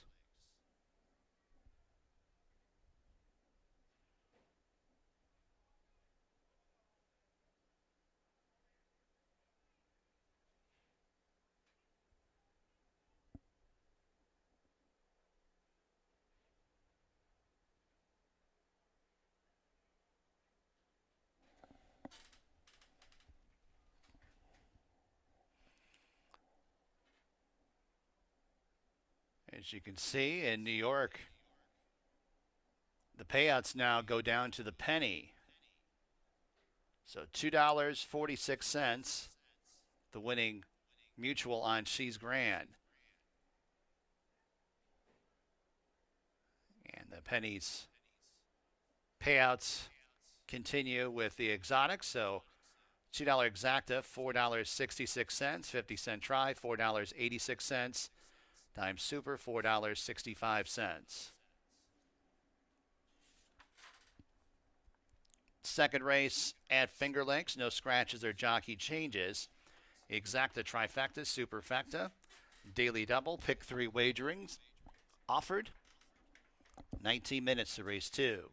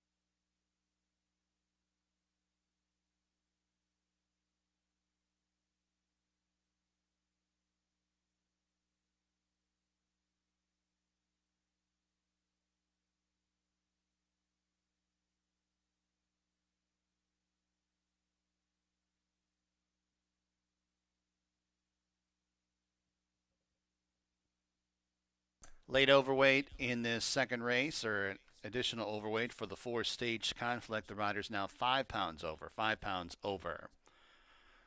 Want to let everyone know that we got dollar hot dog and dollar sodas going on here at Finger Lakes on this Labor Day. You can get them at the pavilion on the clubhouse side and at the wire concession stand located on the racing floor. Dollar hot dogs, dollar sodas at those two locations that I just mentioned here on this Labor Day at Finger Lakes.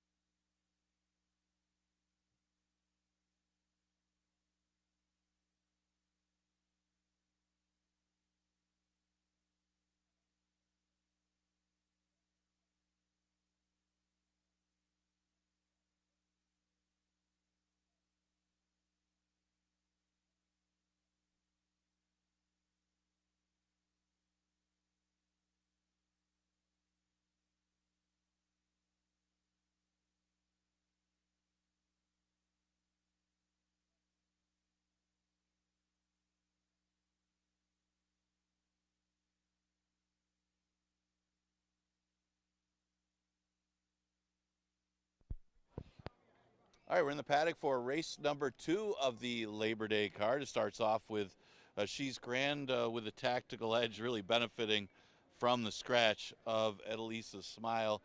And she controlled every inch of the way, but Equinox did put a run at her at the end, made it close, but She's Grand able to hold on with that tactical edge. It was Louis Perez for Michael S. Ferraro. Second race, a mile and a 16th, Fillies and Mares, and we look at this one, the early money's on the 1, Giant at Work. Ran a good second last time. She's getting closer. I guess you could say that. She's had 2 starts over the track since coming in here from New York. Ran a solid second behind Yankee Doodle, who was really tough in the condition. Yankee Doodle, very well-bred horse, very well met in that race. Her previous race was over an inside speed favoring surface, and she's trying to close ground on that muddy racetrack. So she's a logical horse from that inside position if she can work out a trip. The 2-horse Immigration Law will be making her first start here at Finger Lakes after running on the turf at Saratoga. She's got a lot of dirt races in New York, though. She's only had 1 start since June. That was in the end of July, though. And her last race wasn't that good on the turf, but maybe you can forgive it because of the different surface. And those 30,000 maidens, as good as anybody in this race, she plays. She's at 4-1. The 5 is Skyrunner. Skyrunner showed a little speed last time. She's the stablemate of Giant at Work, and she held on pretty well last time. But the thing is, she's been a beaten favorite 3 races in a row, so I don't know how much faith you're going to have in her. But she's been losing to some good rivals. Gabby's Legacy was tough in that condition, and so was Silent Sandy in the prior race. But hard to leave her out as far as being in the top 3 off the recent efforts. Her numbers are good. It's just a matter of, can she get the lead in here over Practically Summer? I thought Practically Summer might show speed from the outside. She's coming out of sprint races. She didn't break all that sharp last time, but they didn't go that fast. So see if she runs better today, stretching out. Questionable at the distance. She's by Practical Joke. But again, not a lot of speed in the race, that maybe she's aggressive from that outside position. So that's a few of the contenders here in race number 2. Exacta Tri Super Daily Double, and the early pick 3 starts with this race.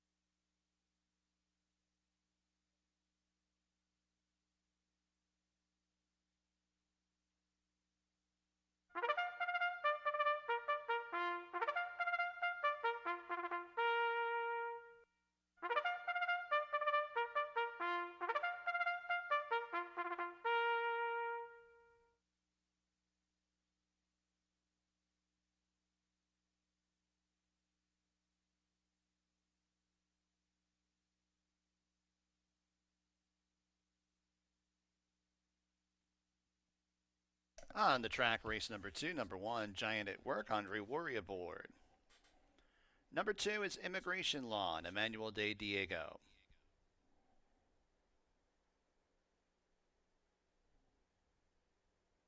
Number 3, Hard to Love, and Jockey Chris Russell.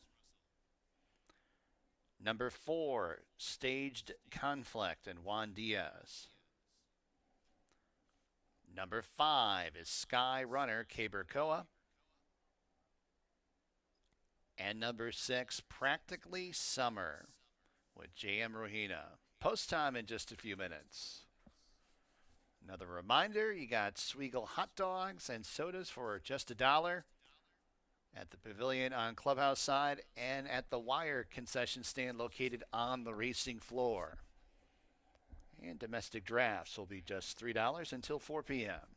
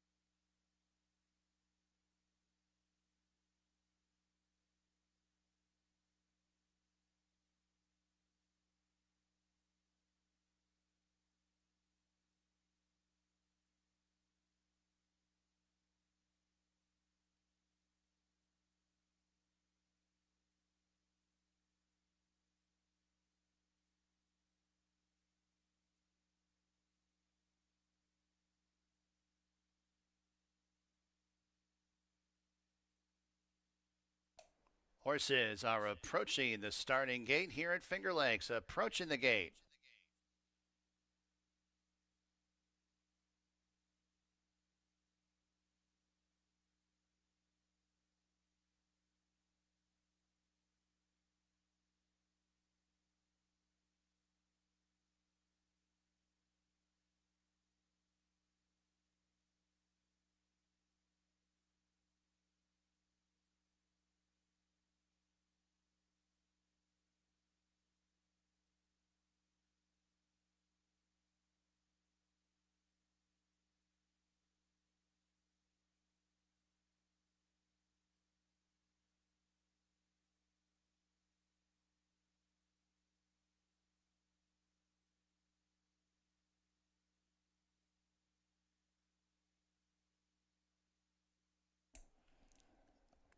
And the horses have arrived at the gate for race number 2 from Finger Lakes. Fillies and mares to go a mile and a 16th. Field of 6, 3 to 5 on number 1, Giant at Work.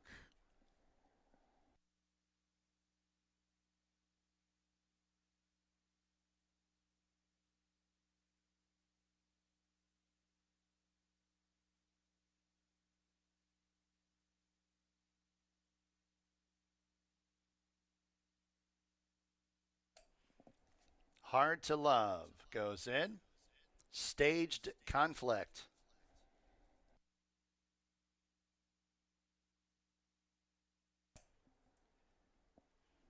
Sky Runner and Practically Summer.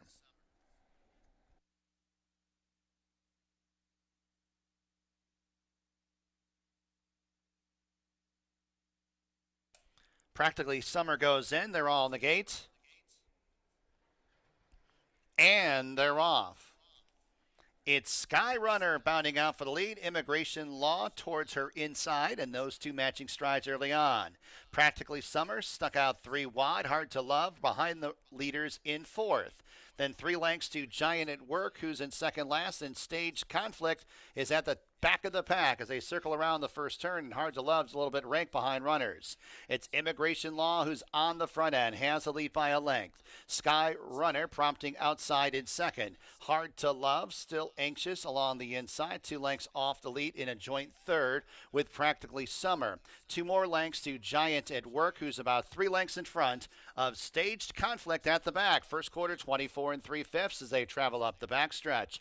Immigration Law on top, the lead's a length. Sky Runner in chase mode second. Hard to Love settles up the inside in third. Practically Summer 3 wide fourth, 4 off the lead. A length back to Giant at Work in second last, and a gap of 6 to Staged Conflict, who's at the back of the pack as they make the entry into the far turn. The opening half at 49 2/5, 3 furlongs to go. Immigration Law leads by a length and a half over Sky Runner in second. Giant at Work has picked her way through traffic up the inside. Ground saving in third, 3 lengths off the lead, soon up into second, passing Sky Runner as they arrive at the top of the stretch. It's Immigration Law who's set down for the drive. Giant at Work out of the pack, up into second. Sky Runner races in third, and then it's Hard to Love a distant fourth. 1 furlong to go. Immigration Law continues to find on the front end, has a lead by 3 lengths over Giant at Work, who's a clear-cut second, but will be second best to Immigration Law.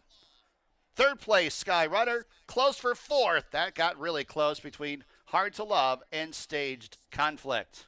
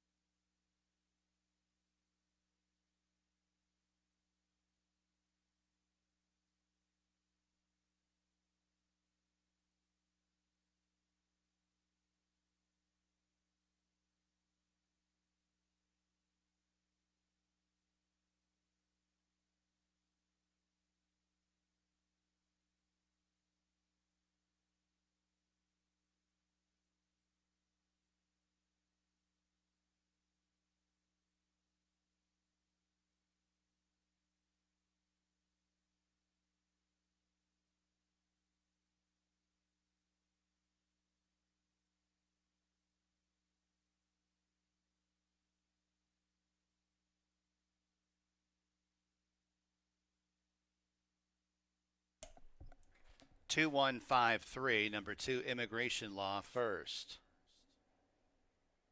Time for the mile 16th, 147.60.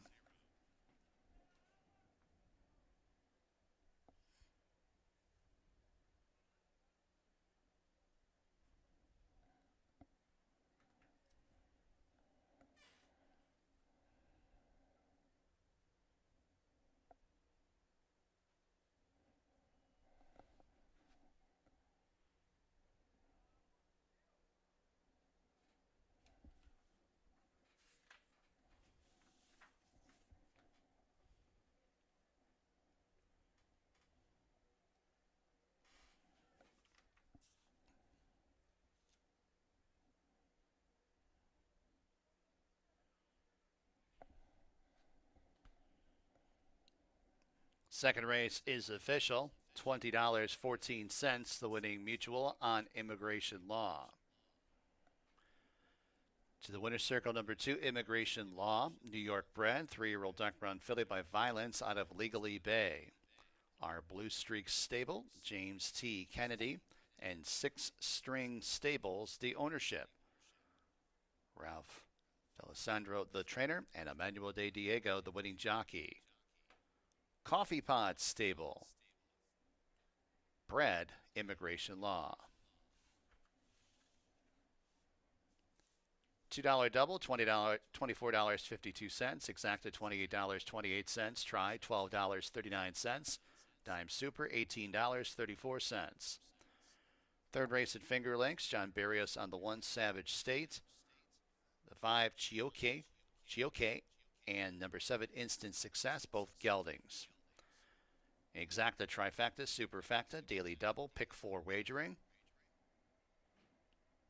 Post time in about 20 minutes at 2 p.m.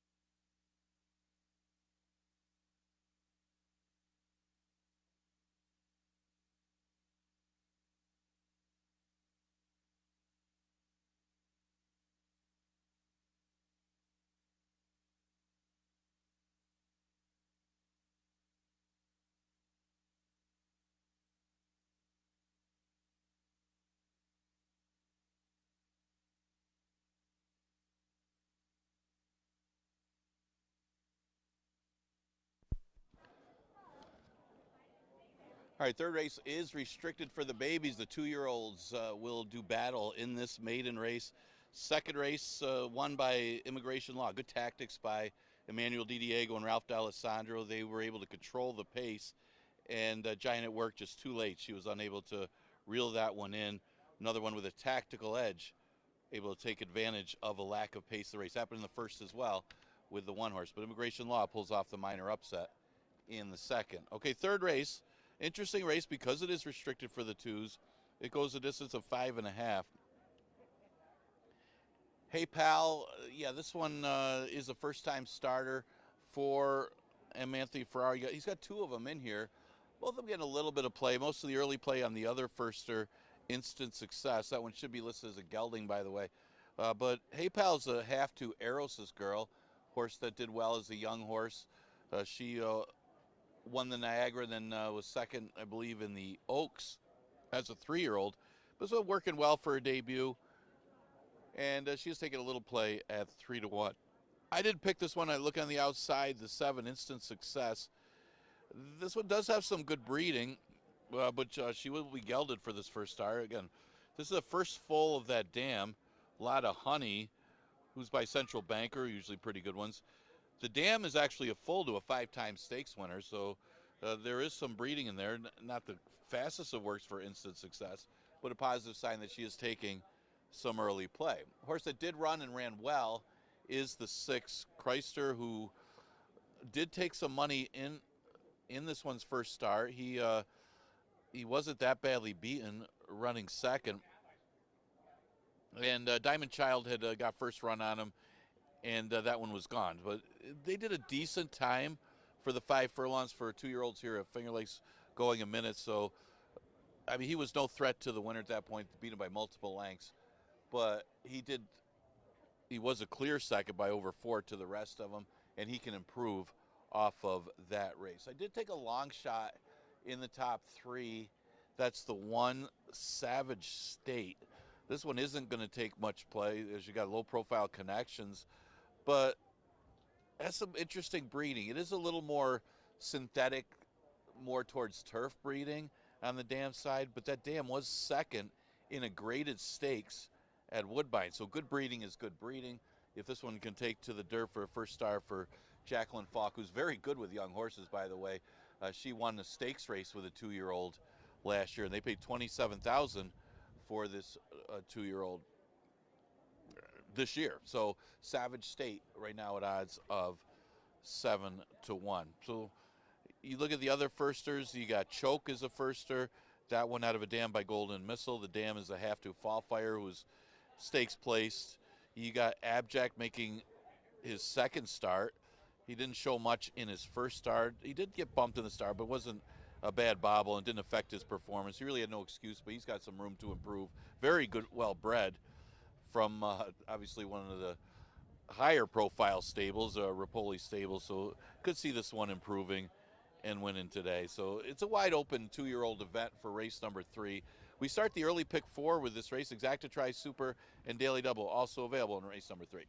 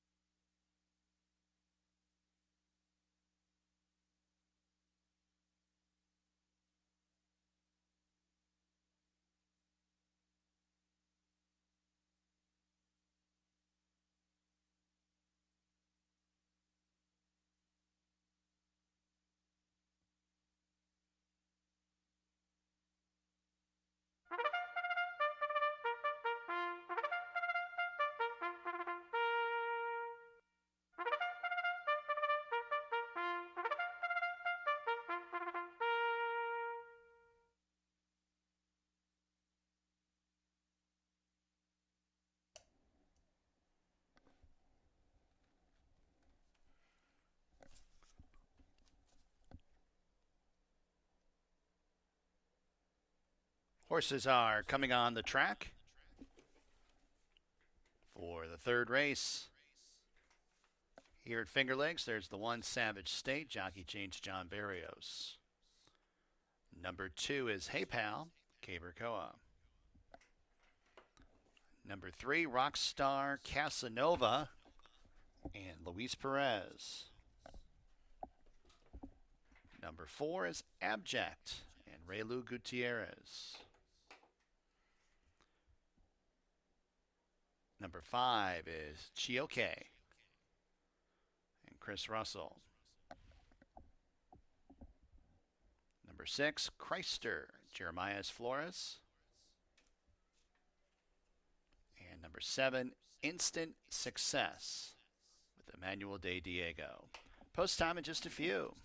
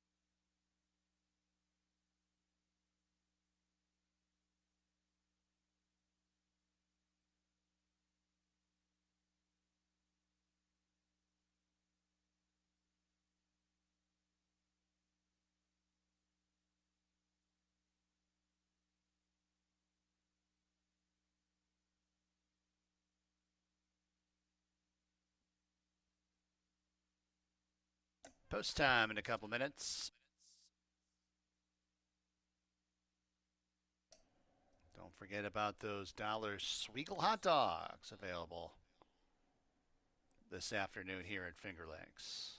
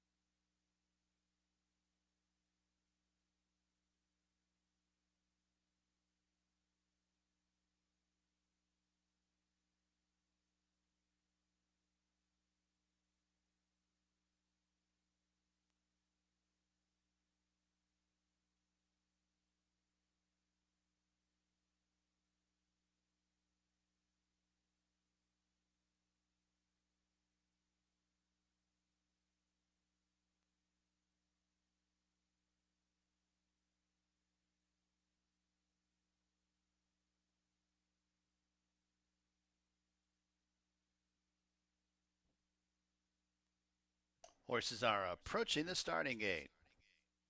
Approaching the gate at Finger Lakes.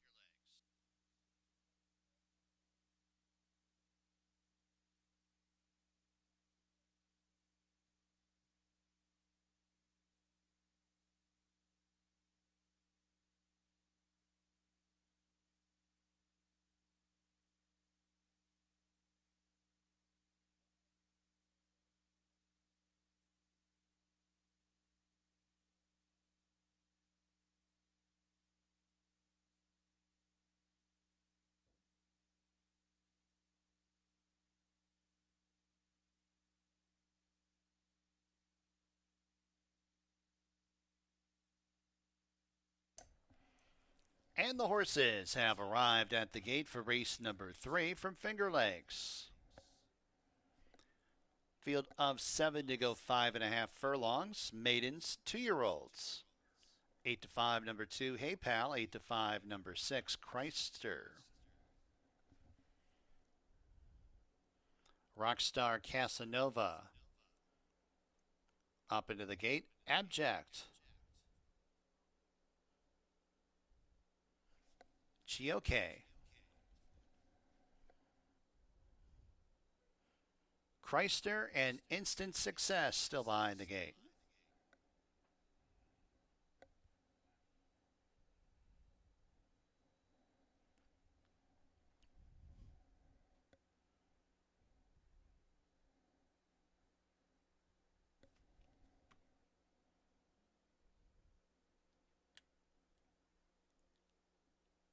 Ready for a start.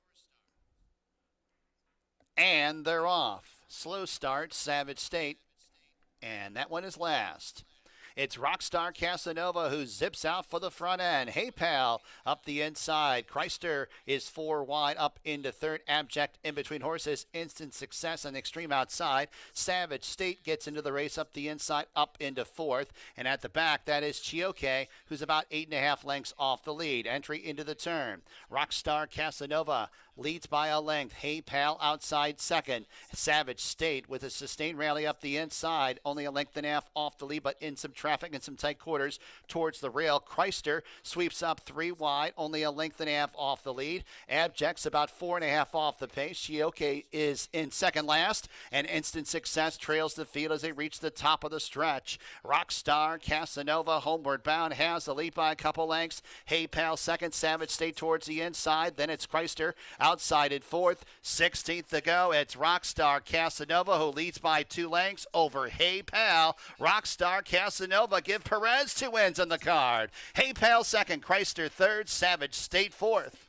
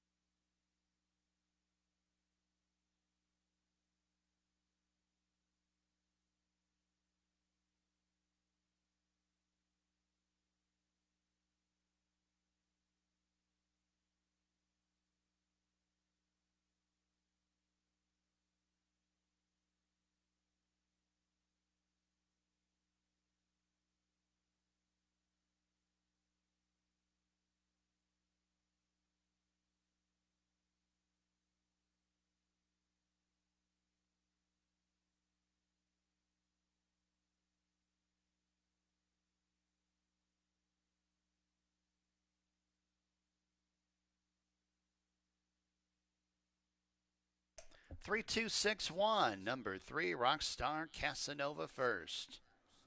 5.5 furlongs, 106.89.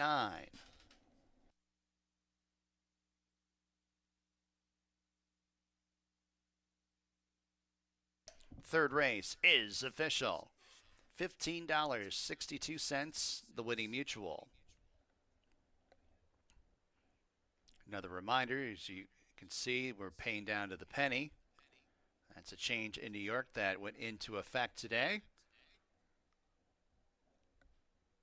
And applies to everything. Back to the winner's circle. Number 3, Rockstar Casanova. Maryland bred, 2-year-old chestnut colt by Engage out of Rockstar Girl. Dam Sires Dream Racing Stables. The ownership, M. Anthony Ferrero, the trainer, and Luis Perez with a riding double today. Dam Sires Dream Racing Stables, bred Rockstar Casanova.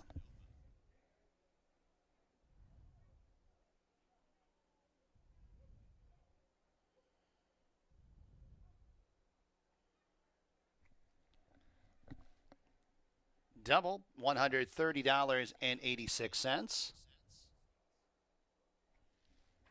Exacta, $39.10. 50-cent trifecta, $14.94. Dime super, $28.82. Race number 4 from Finger Lakes, the Labor Day Dash. No changes. Exacta, trifecta, superfecta, daily double, and pick 3 wagering.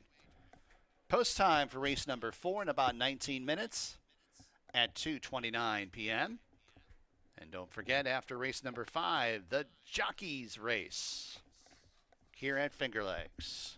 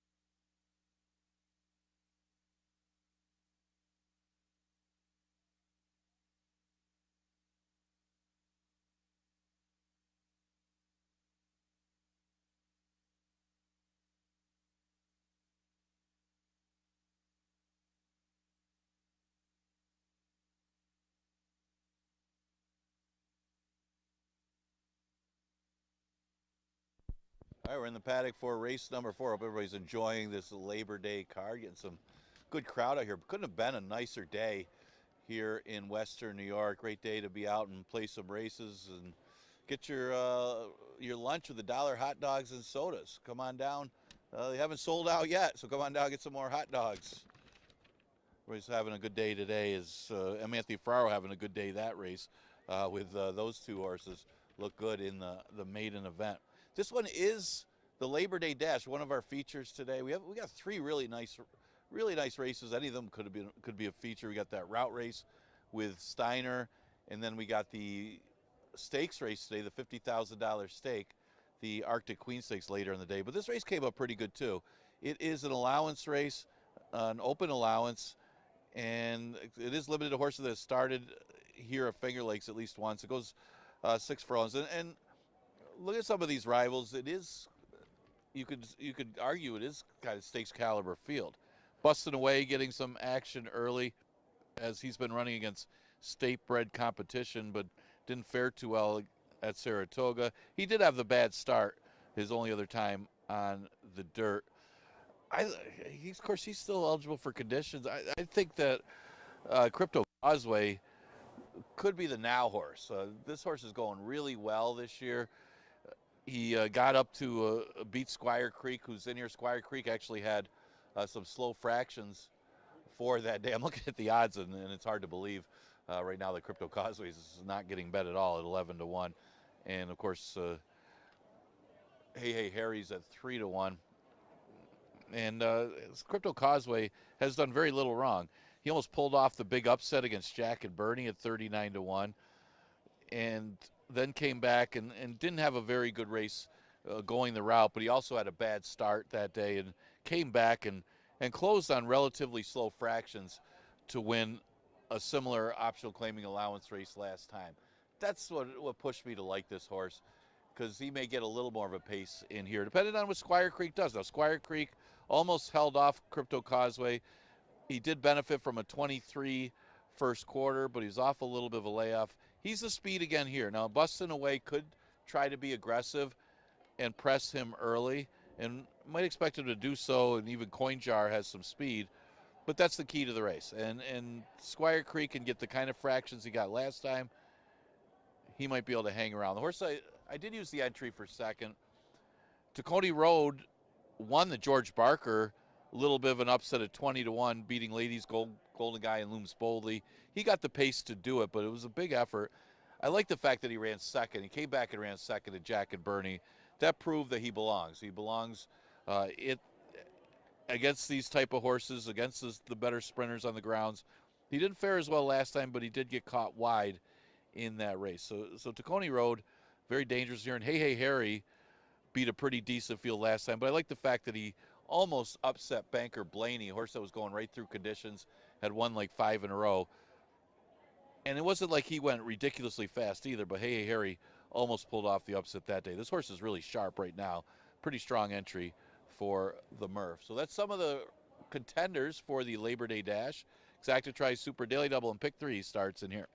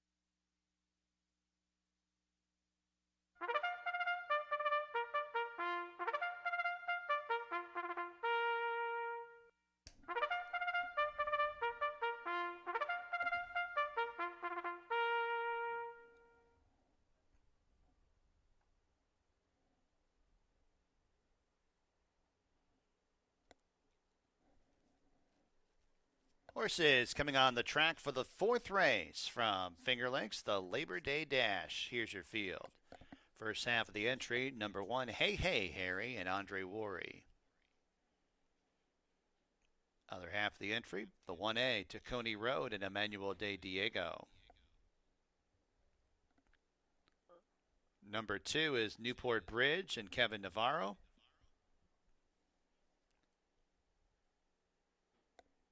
Number 3 is Coin Jar and Jose Baez. Number 4 is Pompous Prince, Joel Cruz. Number 5 is Squire Creek, Ray Lou Gutierrez in the ride. Number 6 is Bustin' Away with Caber Coa. And number 7, Crypto Causeway, Jeremias Flores in the irons. Post time in just a few minutes.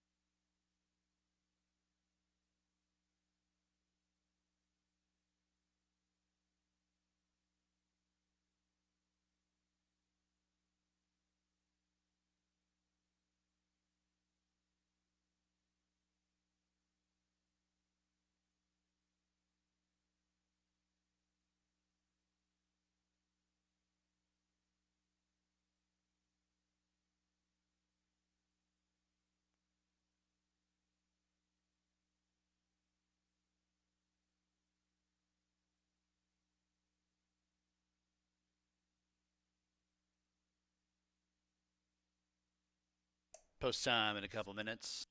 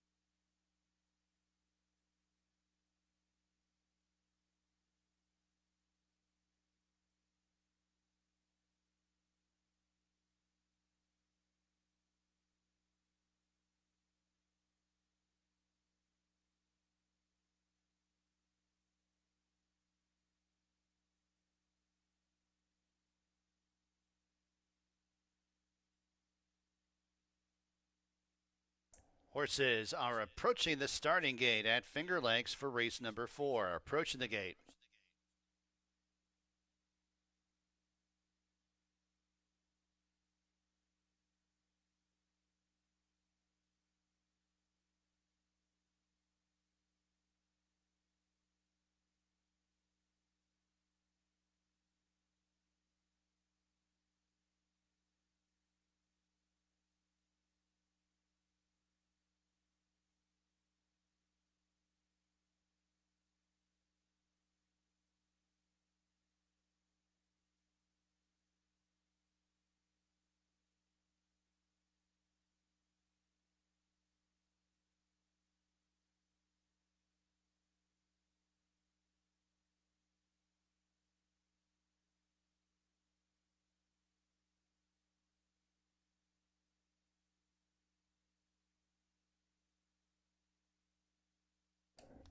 And the horses have arrived at the starting gate for race number 4 from Finger Lakes.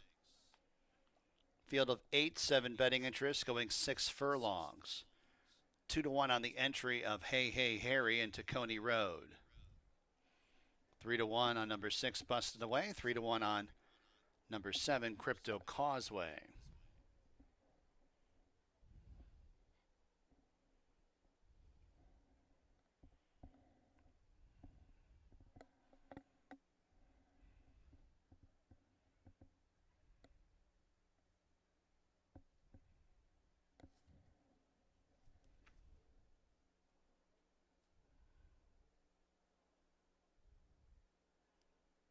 Pompous Prince will be next into line.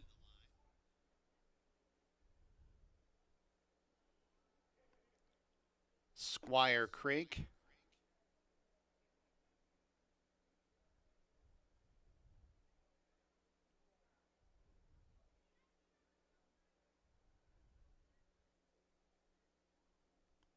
Crypto Causeway going to the outside stall. Then Squire Creek and Bustin' Away.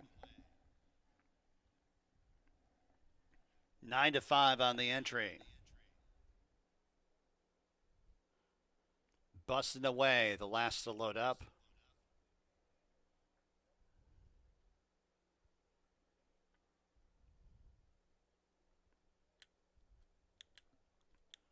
They're all on the gate. And they're off. It's Bustin' Away with the flyer from the gate and jets out for the front end. Squire Creek flashing early speed. Here's Coin Jar splitting rivals up into second and neck off the lead. Fourth place belongs to Hey Hey Harry, and then it's Pompous Prince who's deep on the course. A space of 3 to Crypto Causeway. to Coney Roads inside of Crypto Causeway, and Newport Bridge is at the back of the pack and about 10 lengths off the lead. Busted Away goes for the opening quarter, 22 4/5. Pressure from Coin Jar on the outside in second.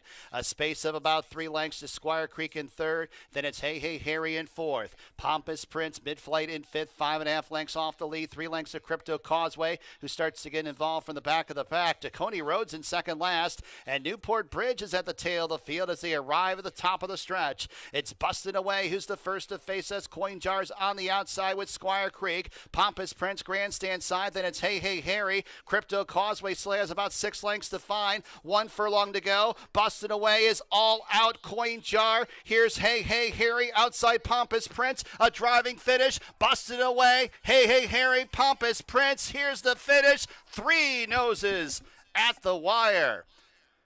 Busted Away. Hey Hey Harry and Pompous Prince. I can't call them. The judges will.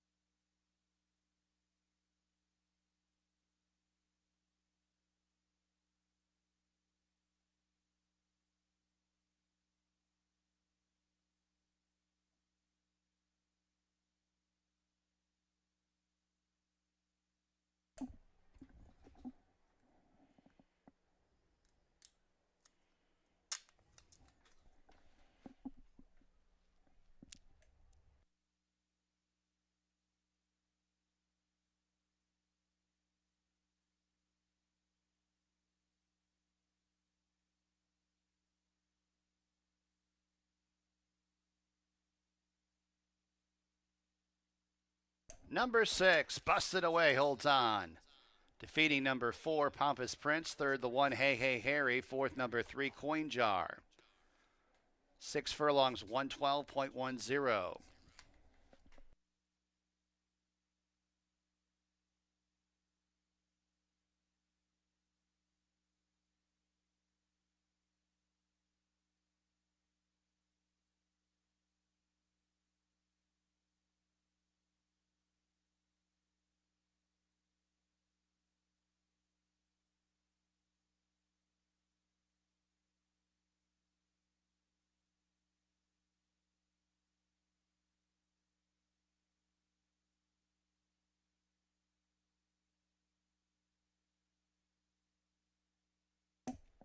It's official, Busted Away.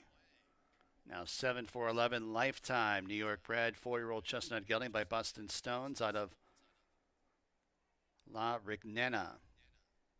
Michael R. D. Tommaso, the owner. M. Anthony Ferrero, the trainer. Caber Coa, the winning jockey. Hibiscus Stables, bred, Busted Away. $7.96, the winning mutual. Daily double, $73.78. Exacta, $67.58. Try, $41.47. Dime super, $37.67. 50-cent Vic 3, $101.55. Fifth race, Finger Lakes. Chris Russell's the jockey and the 1, Sharpoon. Exacta, trifecta, superfecta, daily double, late pick 5 wagering. Post time, race 5 in about 22 minutes at 3:03 p.m.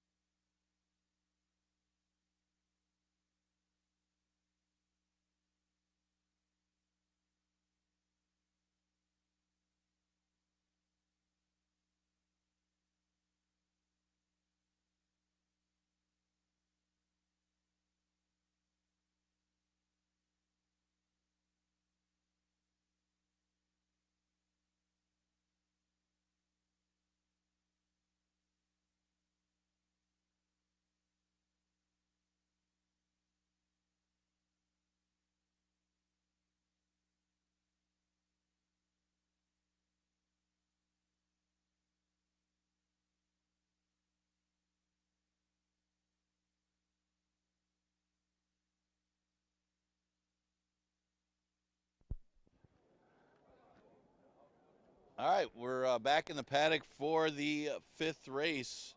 Wow, today's been a good day for M. Anthony Ferraro. There's a couple of races where he's swept the race, busting away. I was surprised he was able to get the lead in there and get to the rail with the two other speeds inside him. Squire Creek and Coin Jar just outbroke Squire Creek, and Caberco able to get the rail. It was close at the finish. There's like four of them that had a chance to win, but busting away, liking the trip back home, was able to get the win for the Labor Day Dash. As that pace took Crypto's Causeway out of the race. Thought there was going to be a little more of a battle. They went pretty much 23 to the first quarter, which benefited Busted Away. But Pompous Prince, the stablemate, the back in the stable, I should say, ran back to his old form for his old trainer, M. Anthony Ferraro. All right, number 1, 2 Claimer is the fifth. That goes 5.5 furlongs. We got Chris Russell on the 1, Sharpoon. Kind of look at this from a pace standpoint. Not a lot of speed in this race. Conversely to the fourth, I thought that race was going to be a little more speed than what was signed up. But here's a race that doesn't have a lot in here. But one thing you could say, there's a big drop down. The 5 dropped out, takes a significant drop in class. He did break his maiden against restricted 3-year-old special weights, and it wasn't the strongest of fields. But he's not badly beaten against the 2 lifetime allowance horses. So he gets some big-time class relief here, and he's got enough tactical speed to be close up in a paceless race. He's going to be tough, or you would figure on paper he should be tough in here. He's at odds of even money. The 3 horses, Limits of Power, really tough to gauge how good this one is. He didn't beat anything last time, but he did it by a country mile. This horse was running against tougher, going longer in New York, and he did what he had to do. Granted, the time wasn't anything special, but he moves to the next logical spot. He stays at 5,000, moves to the 2 lifetime, and now will be tested. We'll find out. See if, with the drop down rocked out, if Limits of Power is that good. Well, he's a lot better than the maidens by a landslide. The 4, Not Today Governor, has some tactical speed to be close. If he can run back to some of his races earlier in the year, he'd be tough here. And he didn't break all that sharp last time, which led to his demise and finishing off the board. Just a reminder, we are going to have the annual Jockey foot race after the running of this race. That is for the permanently disabled jockey fund. It's a lot of fun. They'll be coming out of the gate, and they'll be doing a 70-yard dash. So stay tuned after the running of this 5th race.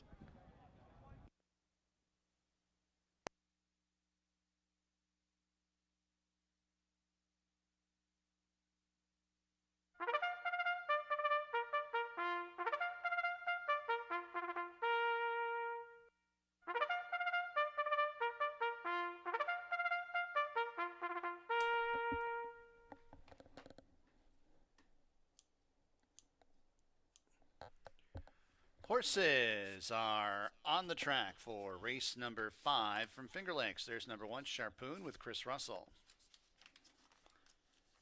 Number 2, David's Tuition and Alexa Marie Cintron. Number 3, Limits of Power, Emmanuel De Diego. Number 4, Not Today Governor, Cabercoa. Number 5 is Rocked Out and Andre Worry. Number 6, Saratoga Weekend, J.M. Rohina. And number 7 is One Vision with Raylu Gutierrez. Post time in approximately 4 minutes.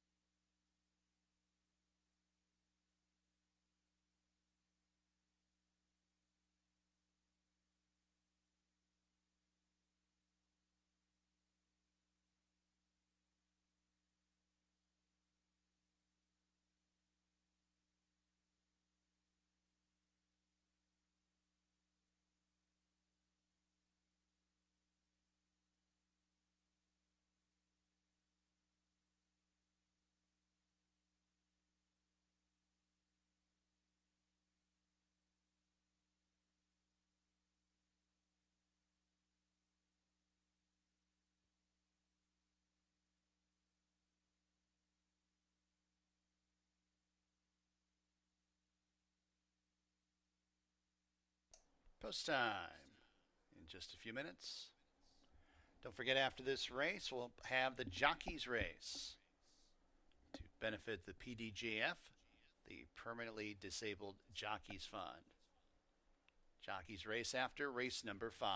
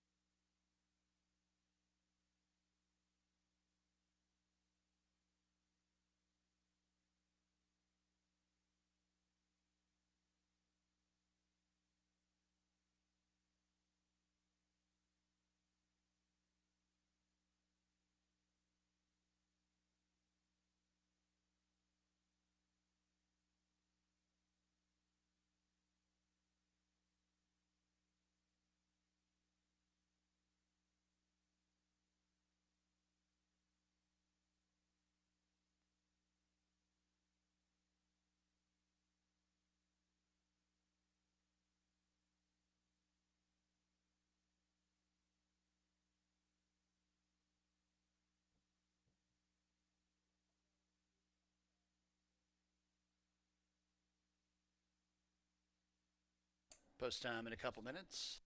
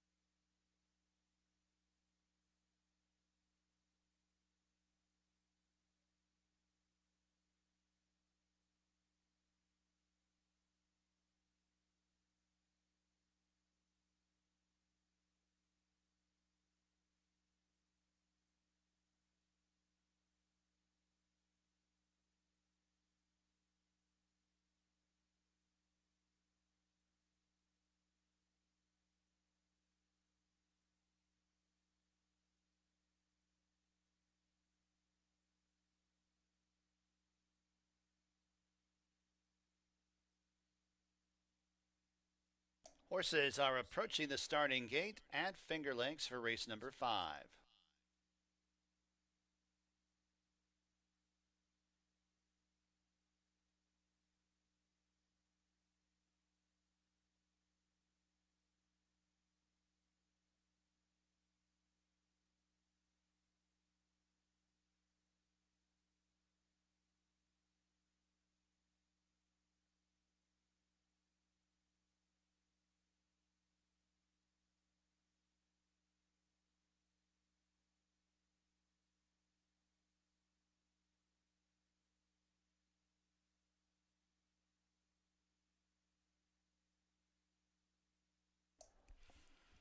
And the horses have arrived at the starting gate. Race number 5 from Finger Lakes. Field of 7 to go 5.5 furlongs. Claimers non-winners of 2. 4 to 5, number 5, Rocked Out. 7 to 2, number 3, Limits of Power. Now 3 to 1 on him. 4 to 5 on Rocked Out. Rocked Out going in, Saratoga Weekend. And One Vision.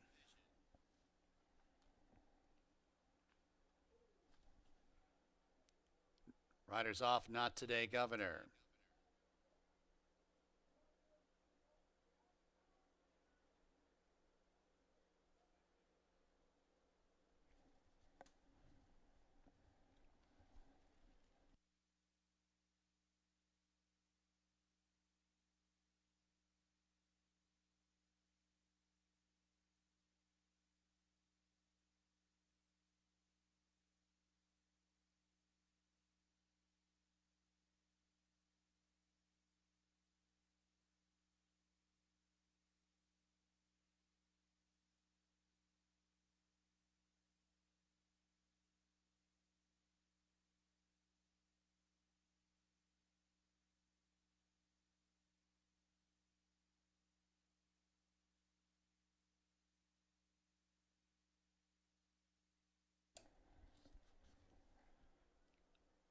Not Today, Governor.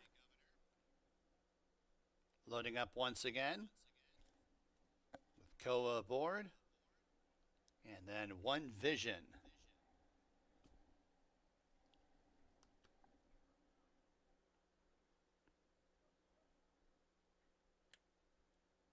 They're all on the gate.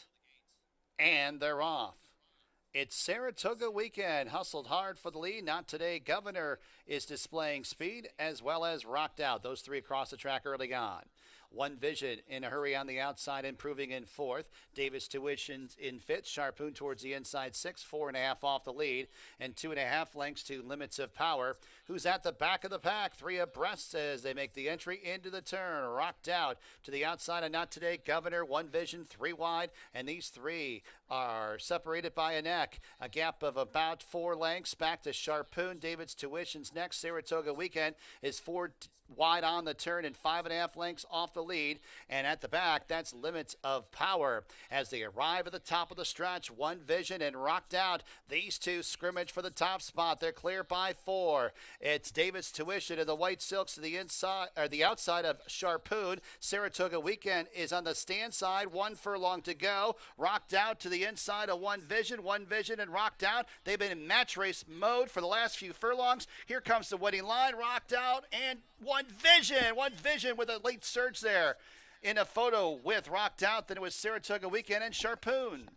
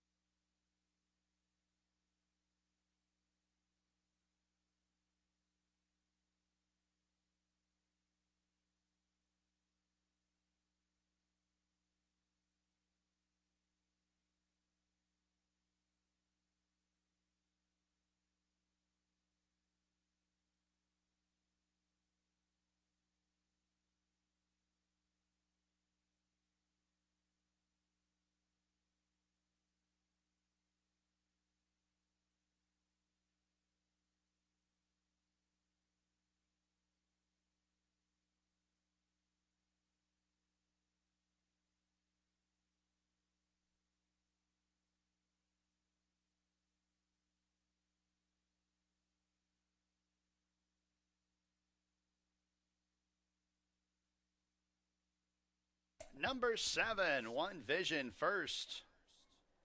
Second, number 5, Rocked Out. Third, number 6, Saratoga Weekend. Fourth, number 1, Sharpoon.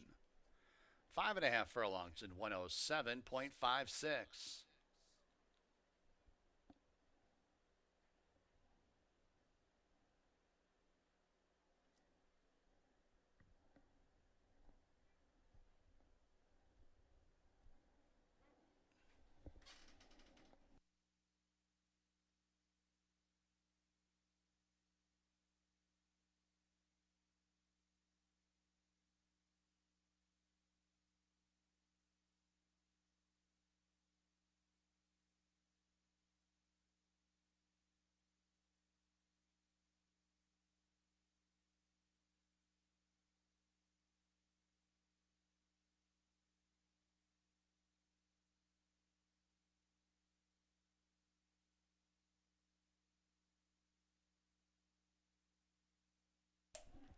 Fifth race official, 2140, the winning mutual.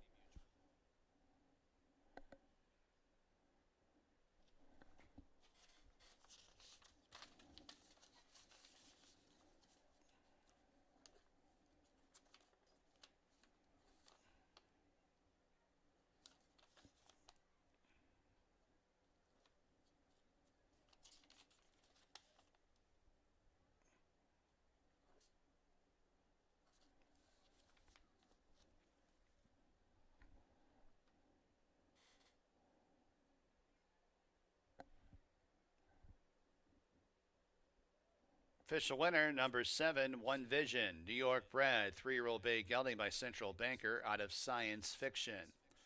Emma Bell Racing owns, Luis Gutierrez trains, Raylu Gutierrez the winning jockey.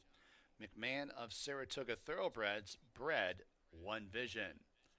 Daily double, $68.90.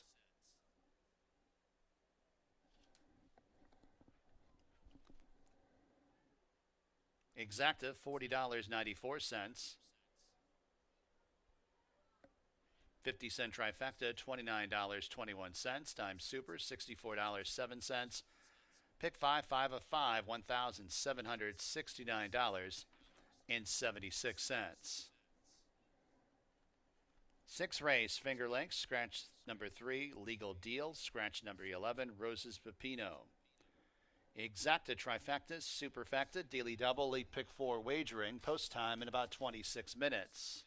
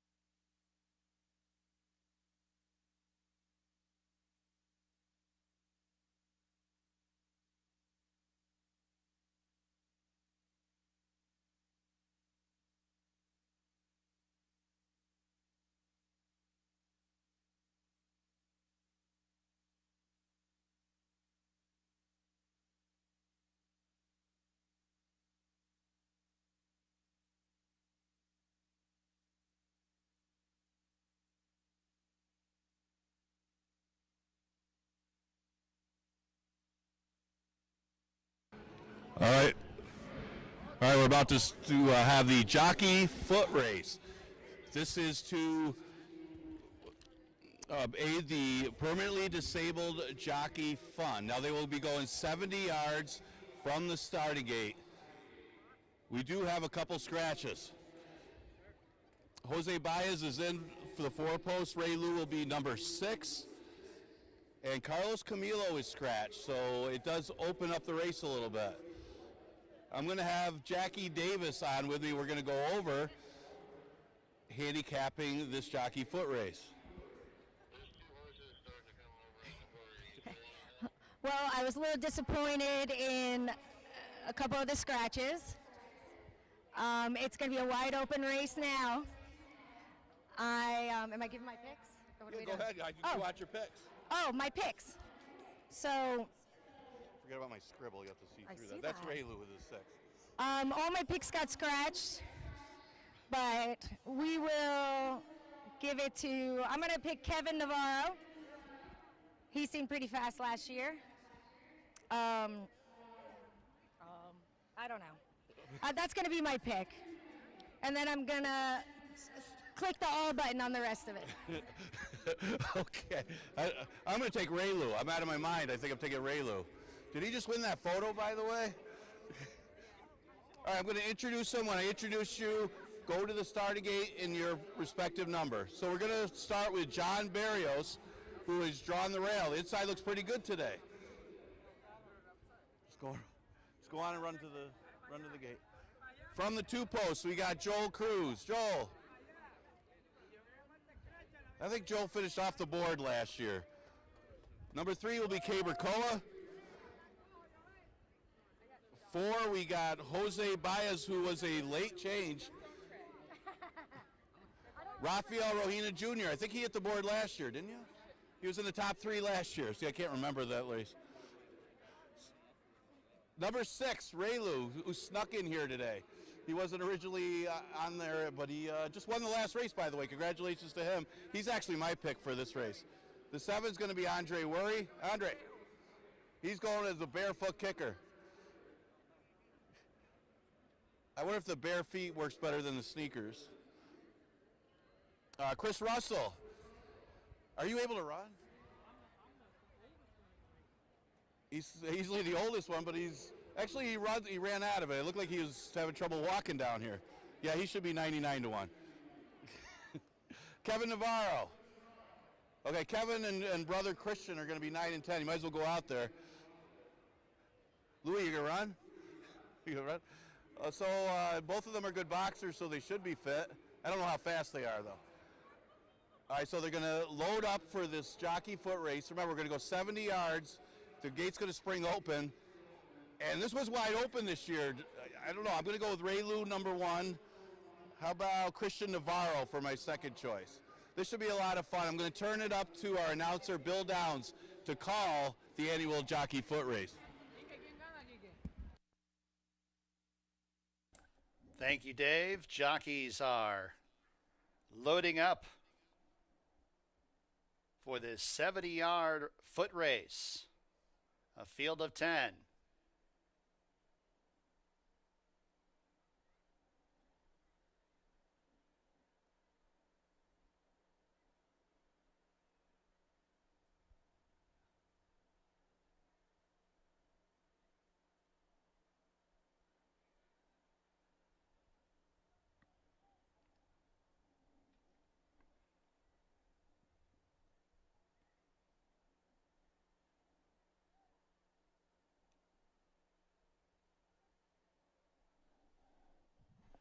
And they're off. Caber Koa and Ray Lou Gutierrez going out for the lead. Here's Andre Worry. Andre Worry now striking the front. Ray Lou Gutierrez head and head. Ray Lou Gutierrez wins the jockey foot race.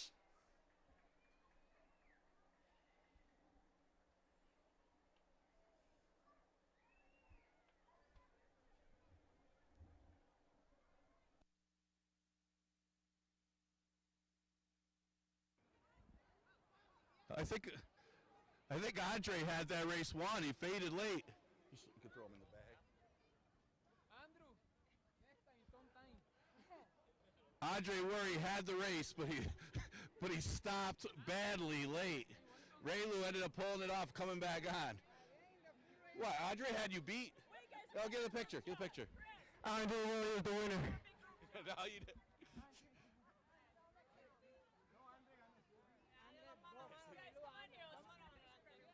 Okay, let's get a hand for all the jockeys that participated in the jockey foot race.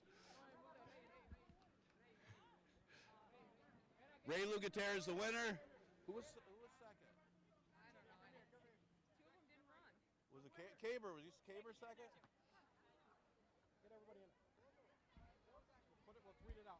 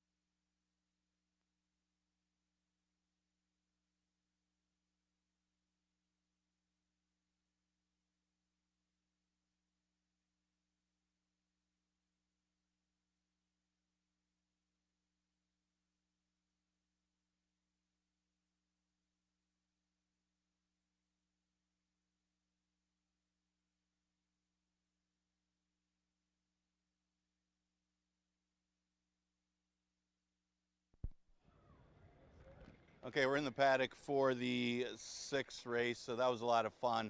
It was Raylu Gutierrez. He was a late entrant. He was able to win the annual jockey foot race. $200 for every jockey entered will go to the permanently disabled jockey fund, so it'll be about $2,000 that Finger Lakes will donate to that charity. But again, looked like Andre Worry had the race, just stopped badly late as Raylu was able to come back on and get the victory. A lot of fun, and thanks for the riders to participate. Certainly love doing that each and every year. We still got a lot going on here for the rest of the day. Remember, 9 races on the card. We still have our stakes race, the Arctic Queen Stakes. That'll take place in race number 8.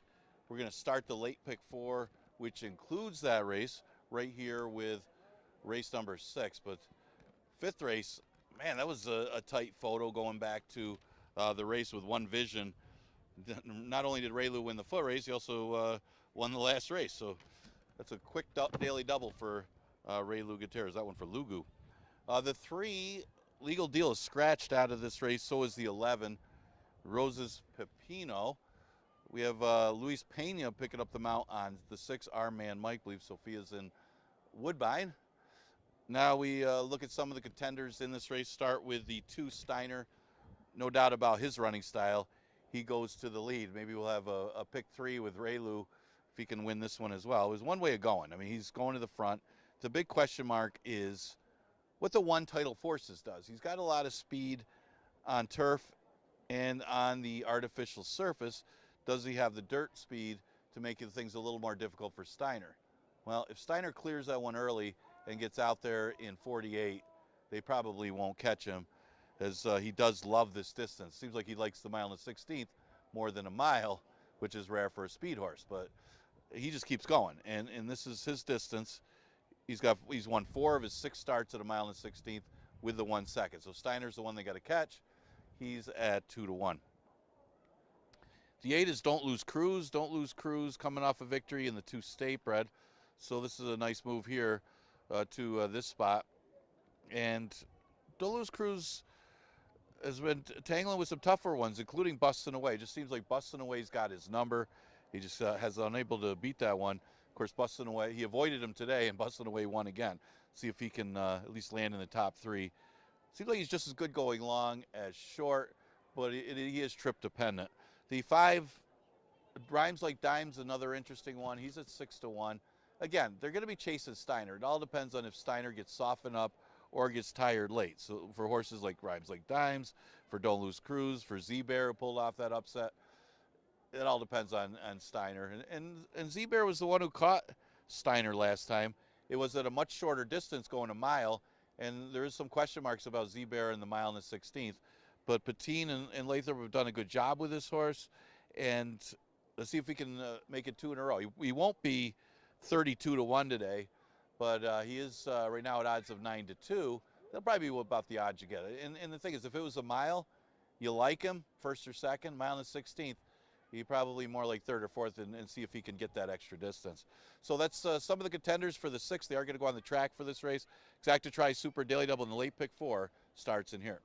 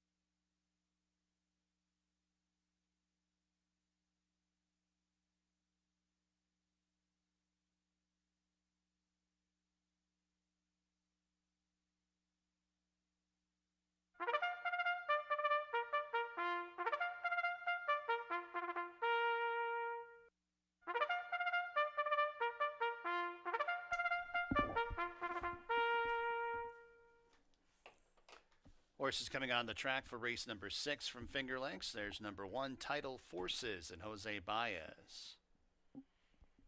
Number 2, we'll go skip to the 4 as the 2 broke off from the post parade. Number 4 is Morvino and Andre Worry. Number 5, Rhymes Like Dimes, Emmanuel De Diego. Number 6, Our Man Mike, Luis Pena. Number 7 is Z-Bear, Cabercoa. Number 8, Don't Lose Cruz, Luis Perez. Number 9, Brother Jeremiah, Joel Cruz. Number 10, Port Charles, Christian Navarro.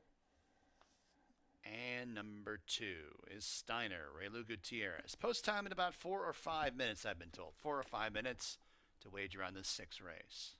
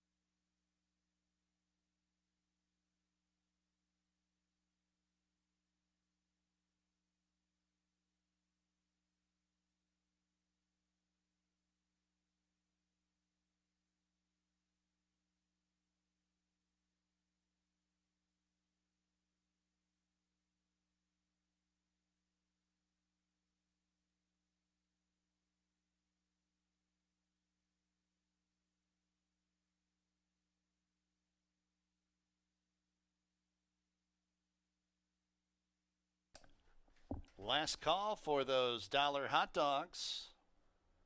The deal ends at 4 p.m., so last call for those dollar Sweegle hot dogs here at Finger Lakes.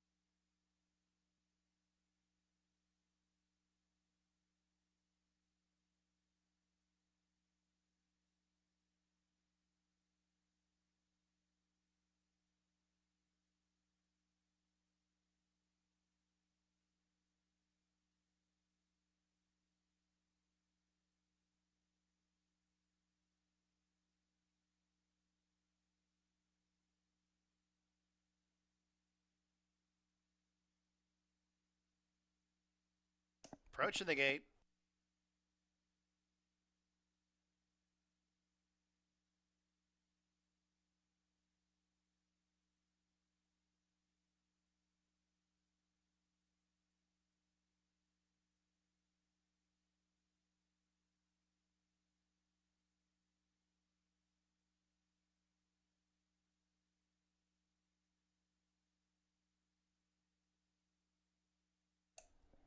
And the horses have arrived at the gate for race number 6 from Finger Lakes.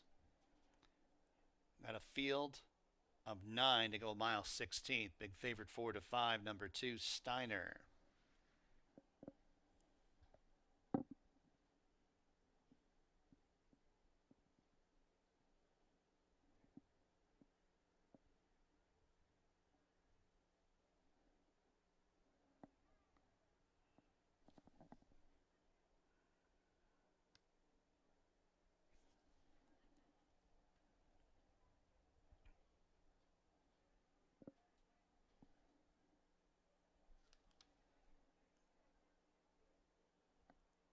Z-Bear going up.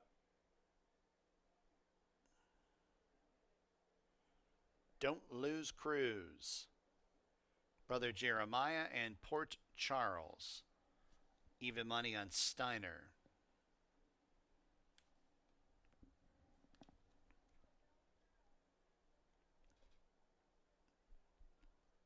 Fort Charles, the last to load up.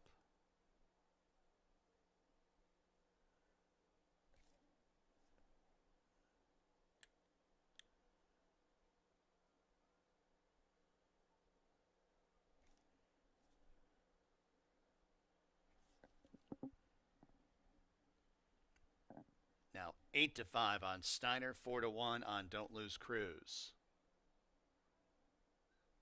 They're all in the gates. And they're off. Checking after the start, Morvino. It's Z-Bear sent to the offensive by Koa, going out for the lead. Steiner's up the inside, but it's Don't Lose Cruise, who's up into second. Rhymes Like Dimes, 3 wide, now 4 wide around that first turn in fourth. Followed up by Tidal Forces in a ground-saving mode in fifth. Port Charles outside in sixth. 6.5, 7 off the lead. Morvino and Brother Jeremiah are next. And 3 lengths to our man Mike in the ninth in trailing position. 6 furlongs to go. Z-Bear and Steiner. They're first and second and clear by a couple lengths over Don't Lose Cruise, who defers in third. Rhymes Like Dimes and Tidal Forces fourth and fifth. Tidal Forces now up into the 4th spot. Port Charles, White Blinkers in 6th, 5.5 off the lead. Morvino's towards the inside in 7th. A gap of 4 lengths to Brother Jeremiah, who's 2 lengths in front of our man Mike, who trails. The half in 48 and a 5th. Z-Bear and Steiner. They're clear by 3.5 lengths over Don't Lose Cruise in the 3rd spot. Tidal Forces up the inside 4th. Port Charles in 5th and 9 lengths off the lead. Then it's Morvino. Rhymes Like Dimes backpedals. Our man Mike's out of last. Brother Jeremiah trails the field as they wind their way to the quarter pole. It's Z-Bear and Steiner. Tidal Forces looms large with Don't Lose Cruise. They'll be 3 and 4 wide into the stretch. Port Charles even further out in 5th, and then it's Morvino in 6th. 3/16 to go. It's Z-Bear shaking up on the front end. Steiner and the White Blinkers fully extended in second, and then it's Tidal Forces. Morvino's up the inside. 16th to go. Z-Bear and Steiner. Z-Bear has the advantage. Steiner in final try. Z-Bear wins, defeating Steiner. Then it was Morvino. Close for 4. Tidal Forces or Port Charles.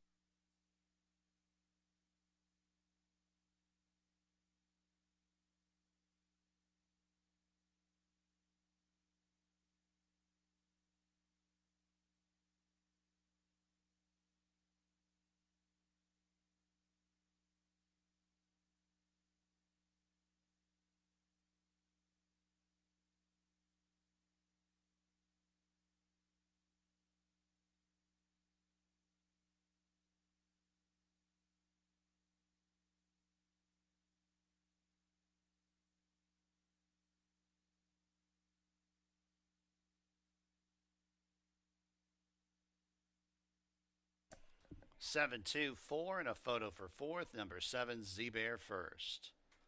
Mile 16th, 146.73.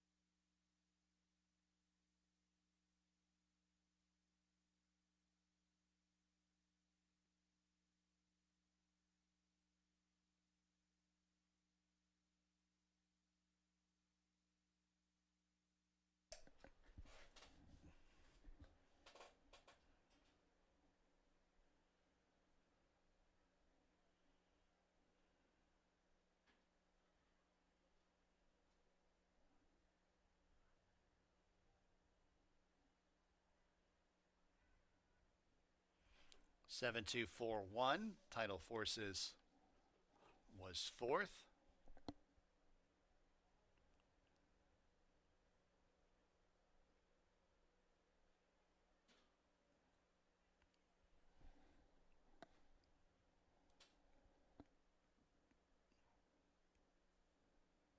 Back to the winner's circle, number 7, Z-Bear. New York bred. 6-year-old Gray Gelding by Mission Impassable out of Ponte de Alma. David Lathrop, the owner. James Miller Patine, the trainer. Kaber Koa with a riding double today. It's official, $13.58, the winning mutual. Double, $228.56.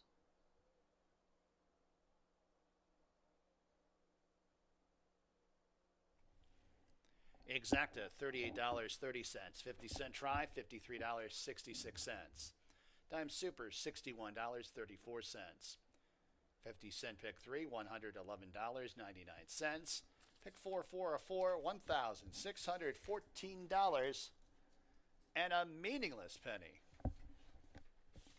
7th race from Finger Lakes. Scratch number 3, American Litigator. Exacta, trifecta, superfacta, daily double, pick 3 wagering. Post time in 19 minutes.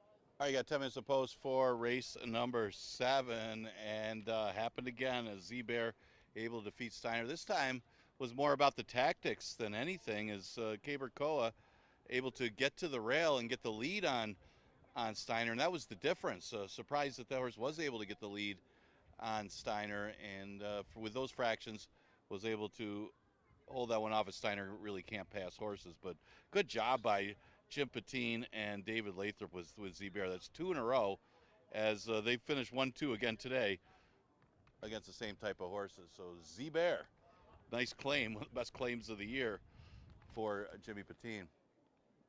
All right, let's look at the 7th race. Remember, we got a late pick 3 starting with the 7th. That includes the Arctic Queen, our feature race. We scratched the 3, American Litigator. Let's start with a couple of these first-time starters. You have the 5 is Red Hot and Bothered.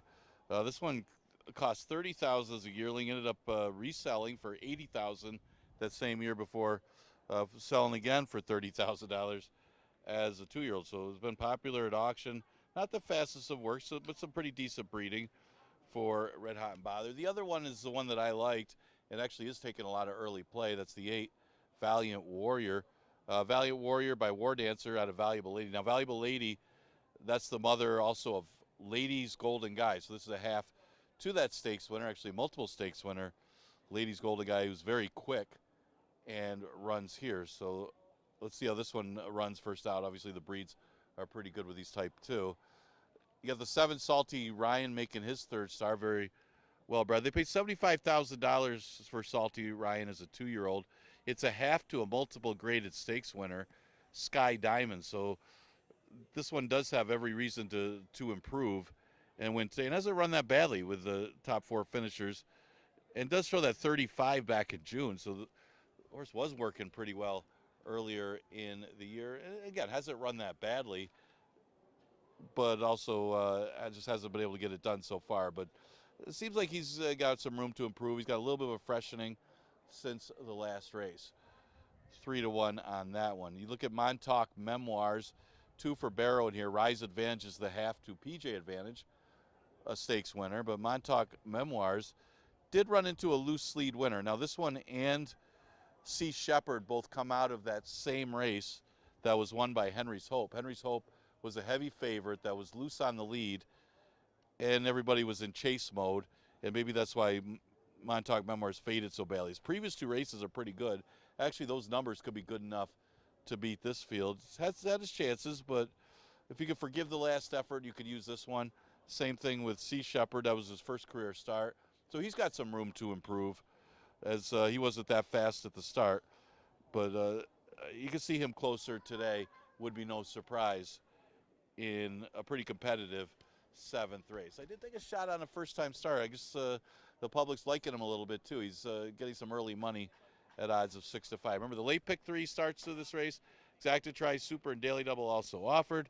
We do scratch the 3, American Litigator.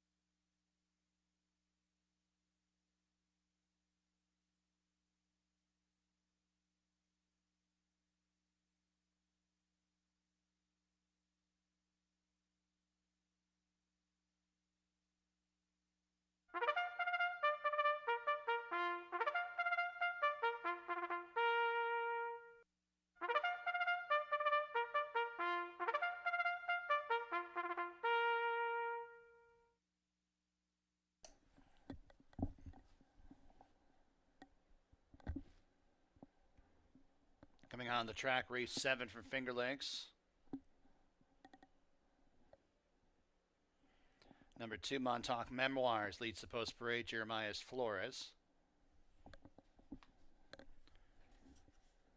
Number 4 is Devil of Ramadi and Andre Worry. Number 5, Red Hot Not Bothered, Kevin Navarro. Number 6, Sea Shepherd, Christian Navarro. Number 7 is Salty Ryan, Luis Perez. Number 8 is Valiant Warrior and Joel Cruz. And already on the turn, number 1, Rise Advantage and Emmanuel de Diego. Post time at just a few.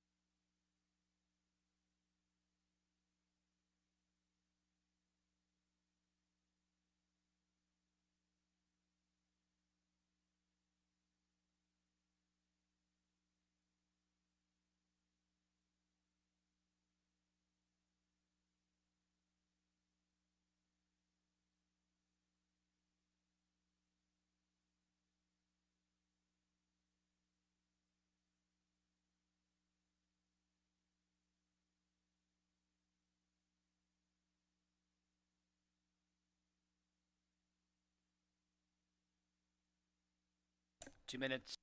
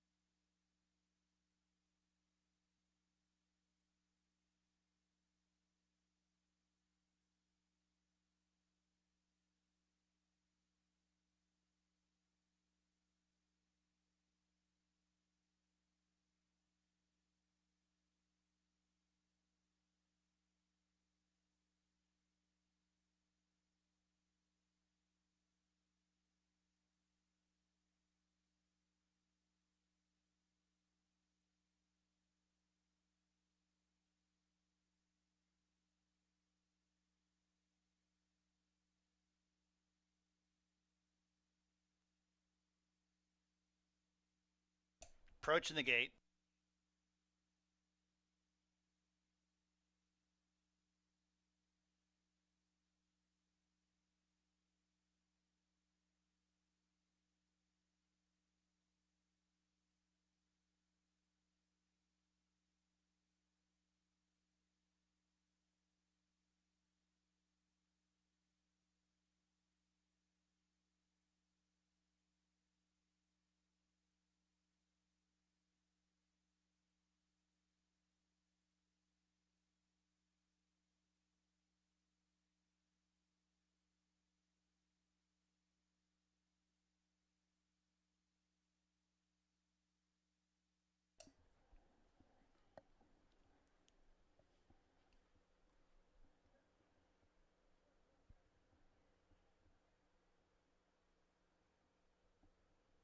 And the horses have arrived at the gate for race number 7 from Finger Lakes.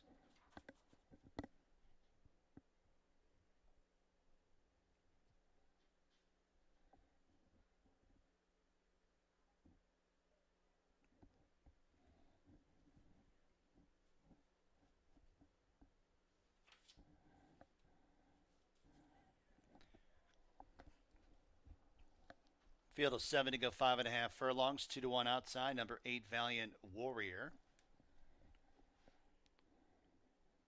First time starter. 5-2, number 2, Montauk Memoirs. Loading up, race 7. Salty Ryan. Sea Shepherd. Still a few more left to load here.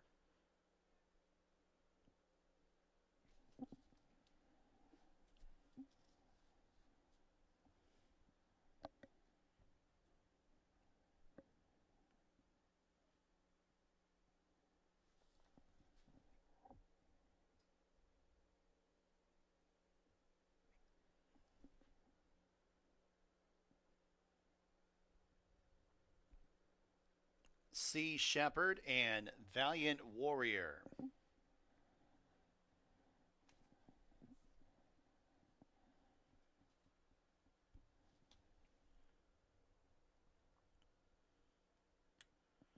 They're all on the gate. And they're off.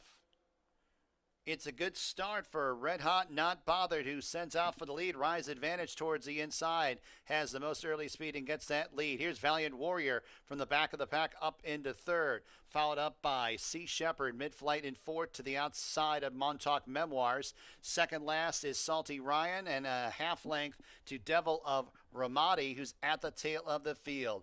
Entry into the turn. Red Hot Not Bothered has the lead. Challenger inside and outside. Rise Advantage at the fence. Valiant Warrior on the outside. They're clear by 5 over Montauk Memoirs, who improves up the inside a bit in fourth. Sea Shepherd is in fifth. 2 more lengths to Devil of Ramadi.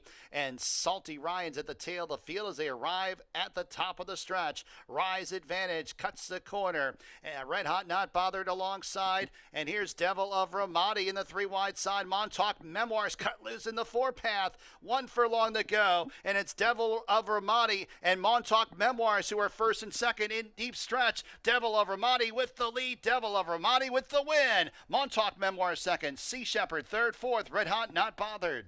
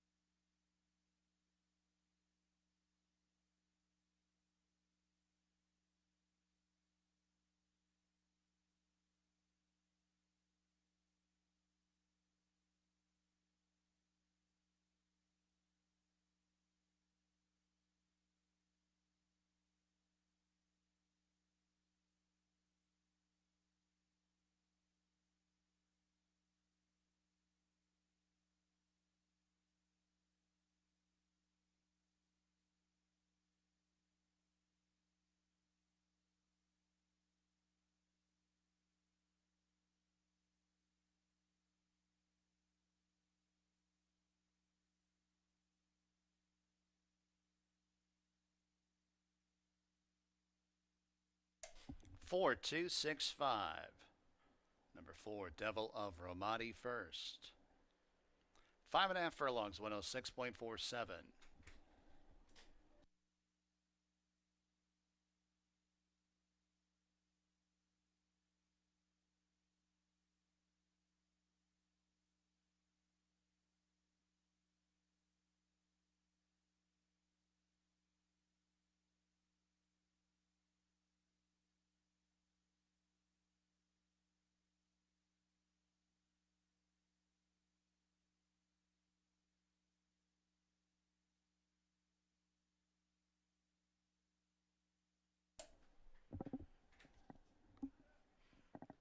Back to the winner's circle.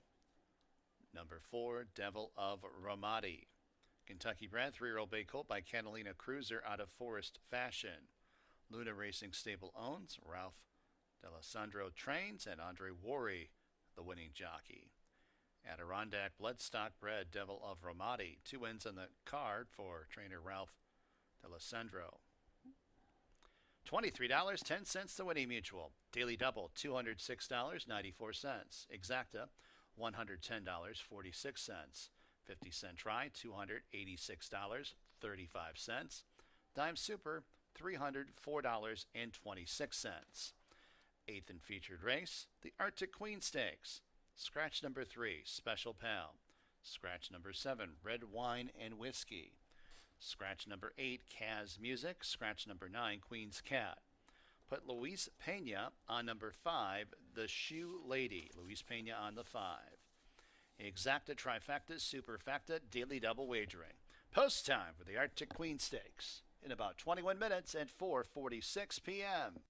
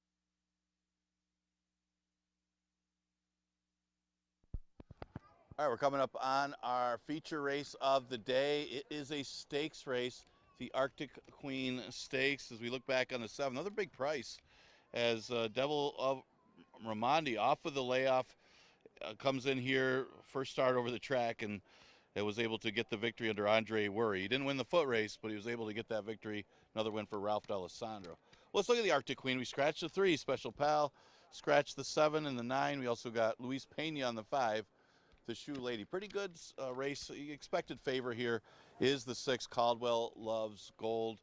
She does have a big class edge on this field. She'll right now at odds of 1 to 2, but you know, her last race in a New York bred stakes race, last time she didn't do so well. So her last couple of victories have been with Lasix. Now, keep in mind, you know, this is a Lasix-free stakes again, so does she run as well without the Lasix is a question mark too.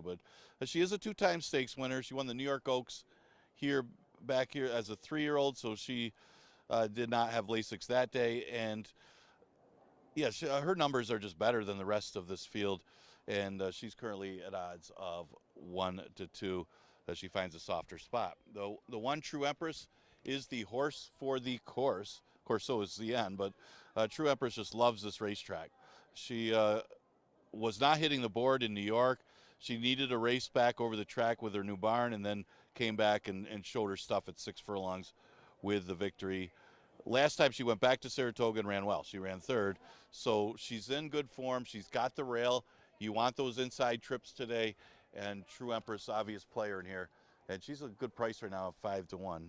Mention Zian, and this one is the tricky read, a big question mark with Zian. She's 7 to 2. I would want much higher odds than 5 to 2 with a 3-year-old filly going against older horses for the first time in a stake, plus running without Lasix for the first time in her career.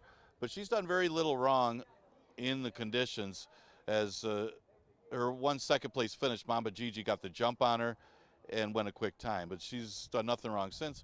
Her last race was just a walk in the park because she's basically coming back down in class, going from those allowance conditions back to the 1 state bred. So this is a big jump from her last race. She's supposed to win by that. But it's a question mark, but she could be this good. This is the test to see how good ZN is. Then we probably see her in the Niagara back against fellow 3-year fillies. Well, the problem is she's never run without Lasix, and the other thing is she's not getting as much of a weight advantage the way the race is written, carrying 119 than some of the other main rivals. She does get 5 pounds on Caldwell Loves Gold, who should be the favorite in here, and at least in the past, the best horse in the race. So we'll see how good Z-End is. So she's at 7 to 2 right now, which would be a fair price for her. Exacta Tri Super and Daily Double offered in our feature race of the day, the Arctic Queen Stakes. Scratch the 3, 7, and 9.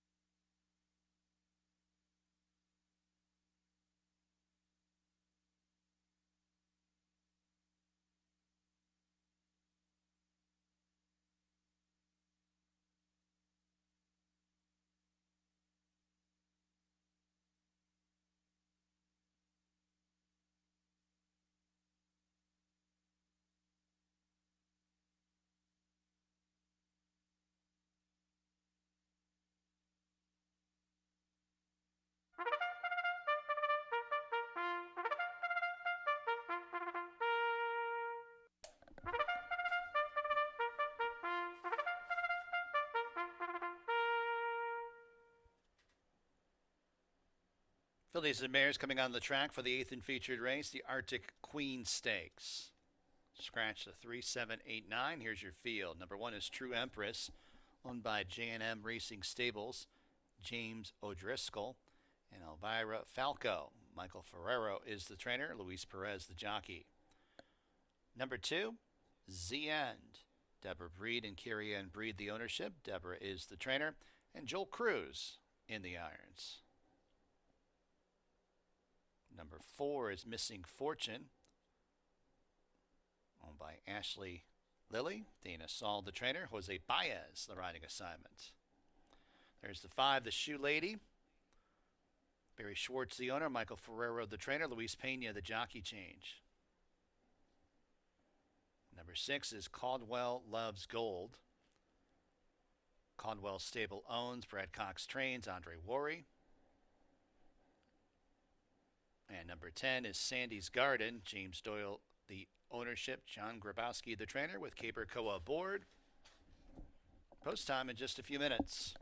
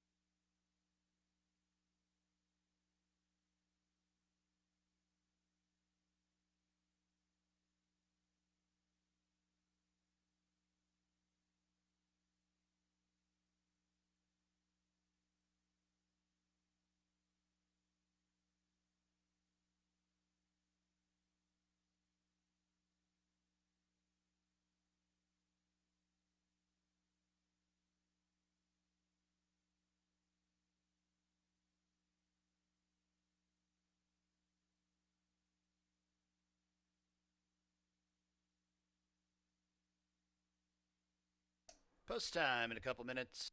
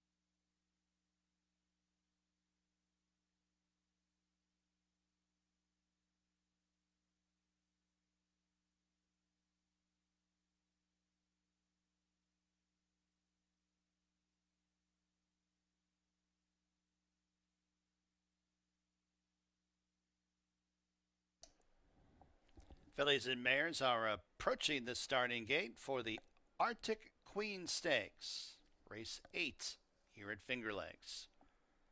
Approaching the gate.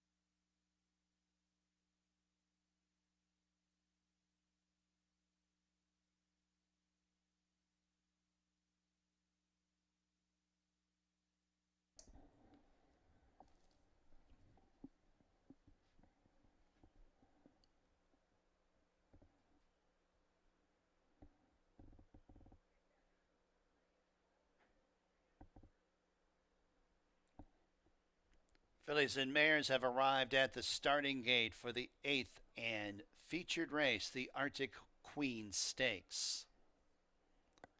Down field of 6 fillies and mares to go 6 furlongs. Even money number 6, Caldwell Loves Gold. 2-1 on number 2, Z End. And 5-1 on number 1, True Empress.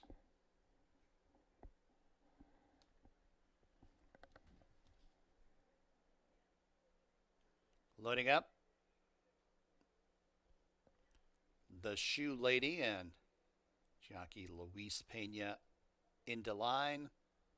Caldwell Loves Gold. And Sandy's Garden to the outside. They're all on the gate, off and running in the Arctic Queen Stakes. A bad hop at the start for Missing Fortune. She's last. But a great start for Sandy's Garden, who accelerates out for the front end. The Shoe Ladies in second. Caldwell Loves Gold. Prominent on the outside in third. Only at 3 parts of a length off the lead. Then 2 lengths to Z End, who's in the 4th spot. Missing Fortune to the outside. A True Empress at the back. Those two about 6.5 lengths off the lead.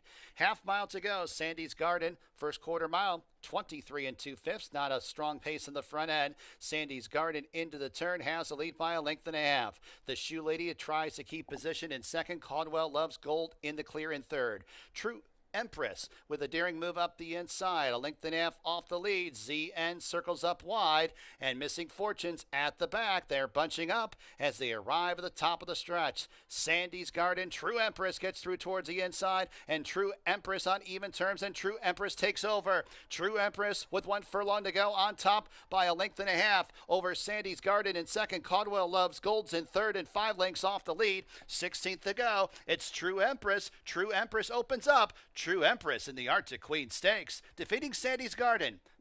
Caldwell Loves Gold third and ZN fourth.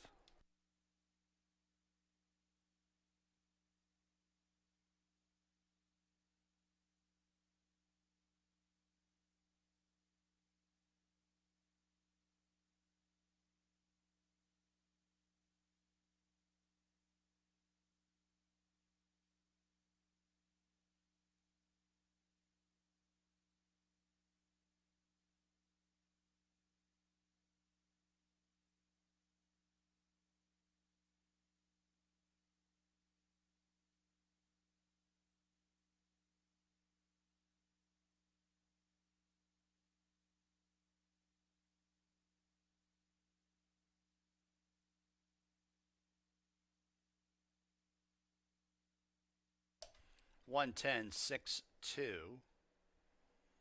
Number 1, True Empress first.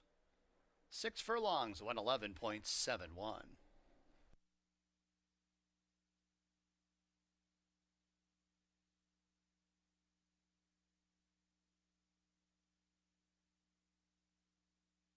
programs for Tuesday's card here at Finger Lakes, now available for download at fingerlakesgaming.com. Tuesday's program now online at fingerlakesgaming.com.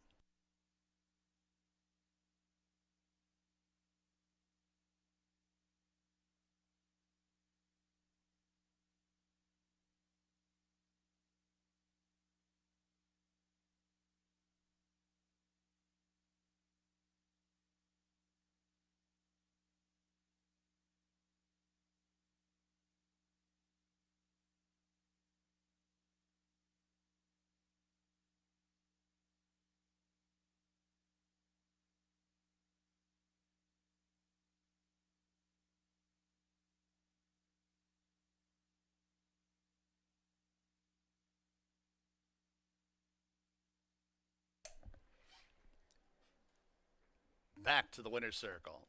Number 1, True Empress. New York bred. 6-year-old dark brown mare by Classic Empire. Out of For All You Know. G&M Racing Stables. James O'Driscoll. And Elvira Falco, the ownership. Michael Ferrero is the trainer. Luis Perez, the winning jockey. It's 2 ends on the card for trainer Michael Ferrero. And 3 wins for jockey Luis Perez. Magnolia Mares LLC, bred True Empress. $7.58 the winning mutual. Double, $164.86. Exacta, $77.16. Trifecta, $69.39. Dime Superfecta, $23.06.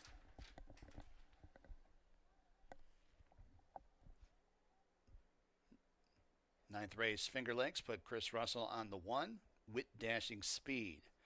Exacta Tri Superfecta wagering. Post time in about 17 minutes.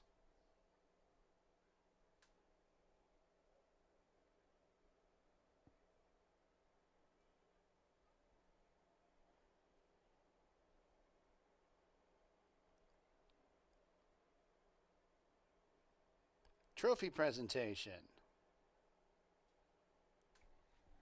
being made in the winner's circle by Mr. Todd Height and Mr. Jack Keller. Congratulations to the winning connections of True Empress, winner of the Arctic Queen Stakes.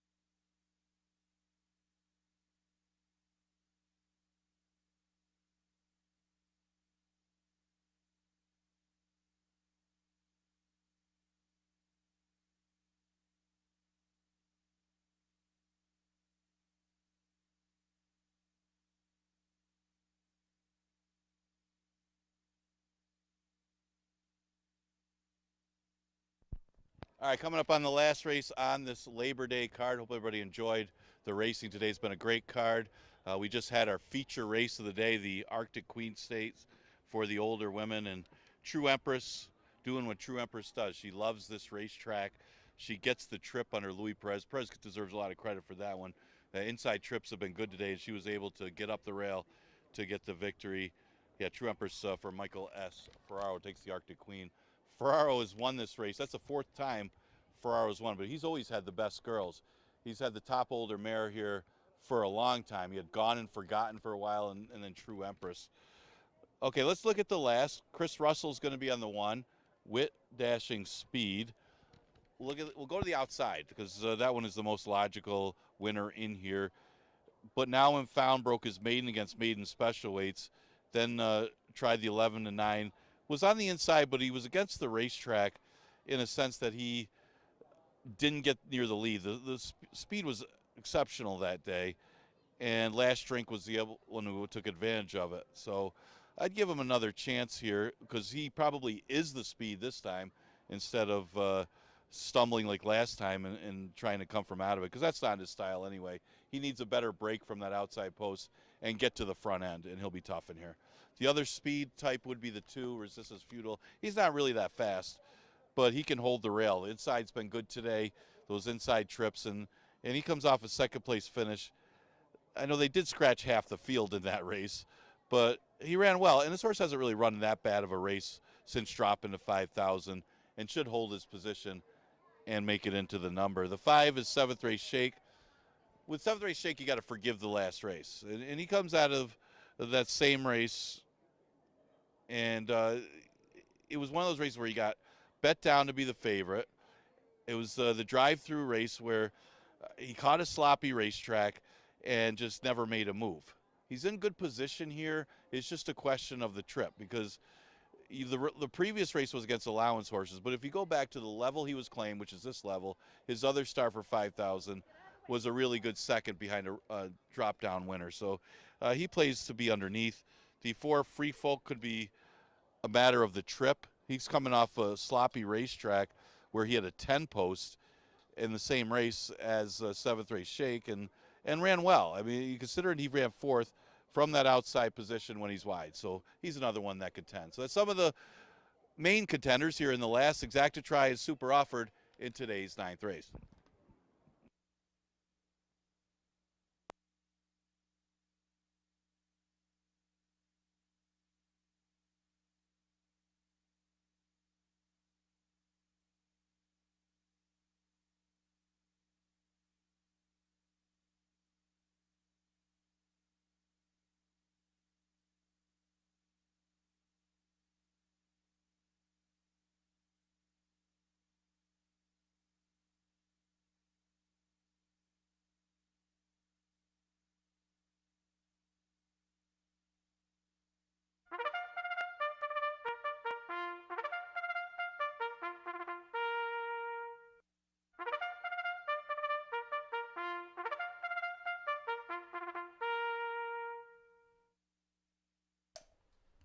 Horses coming on the track for the 9th and final from Finger Lakes. There's number 1, Wit Dashing Speed. Jockey changed to Chris Russell.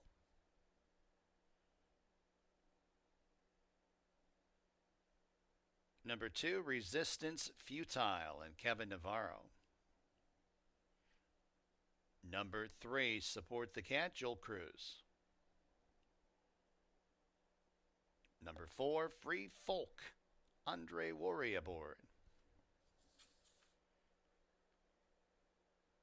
Number 5, 7th Race Shake, and Nasario Alvarado.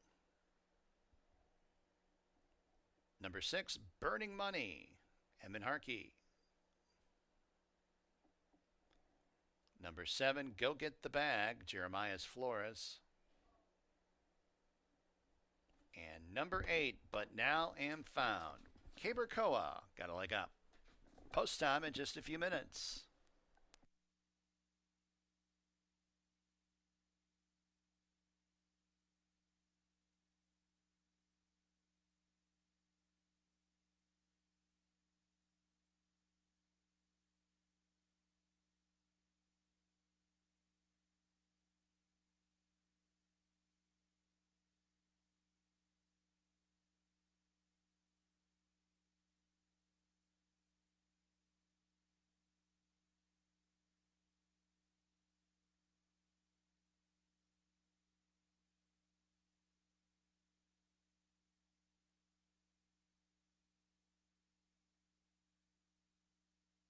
Another reminder, Tuesday's program is available to download online at fingerlakesgaming.com.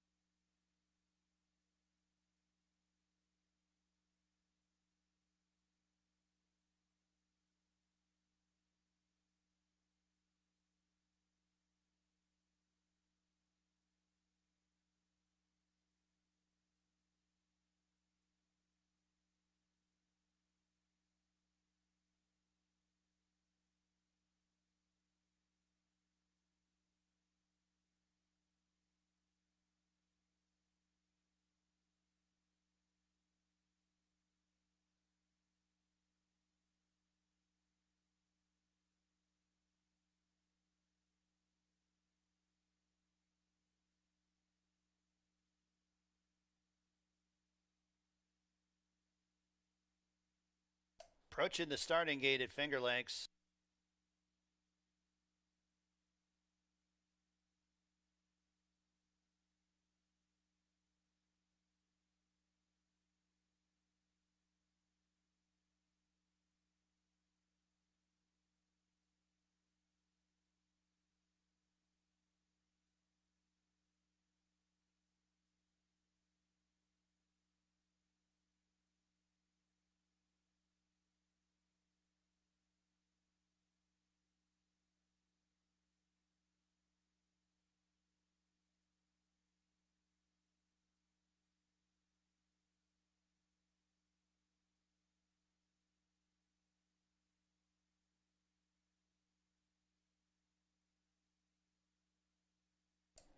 And the horses have arrived at the starting gate for the 9th and final from Finger Lakes.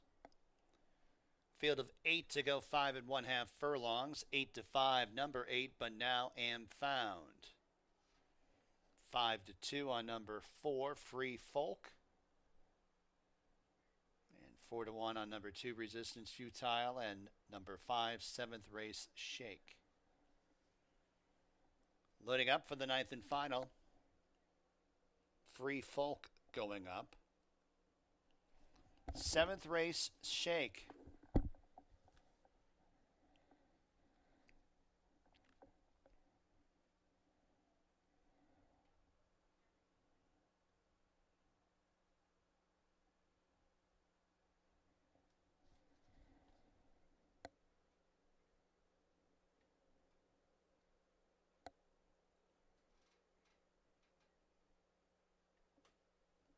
Burning Money. Go Get the Bag, and But Now Am Found.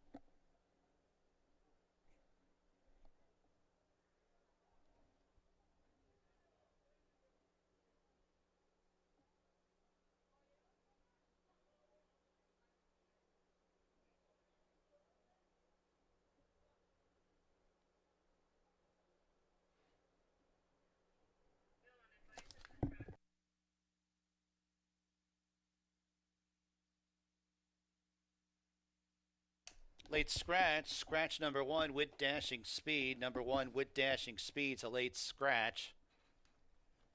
From this 9th race, scratch number 1, Wit Dashing Speed. There'll be a short delay.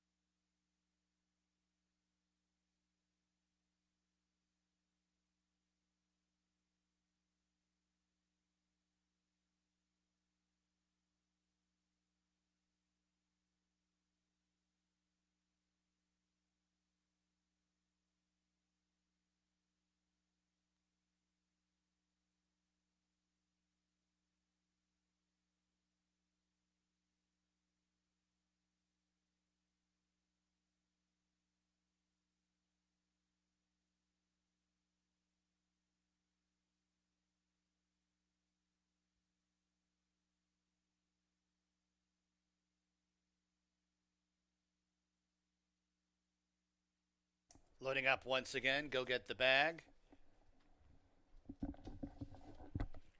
But Now Am Found to the outside. They're all in the gate. And they're off. Looks like a very competitive start. Go Get the Bag, Resistance Futile, But Now Am Found. These are the 3 quickest early on. Support the Cats in the vanguard as well.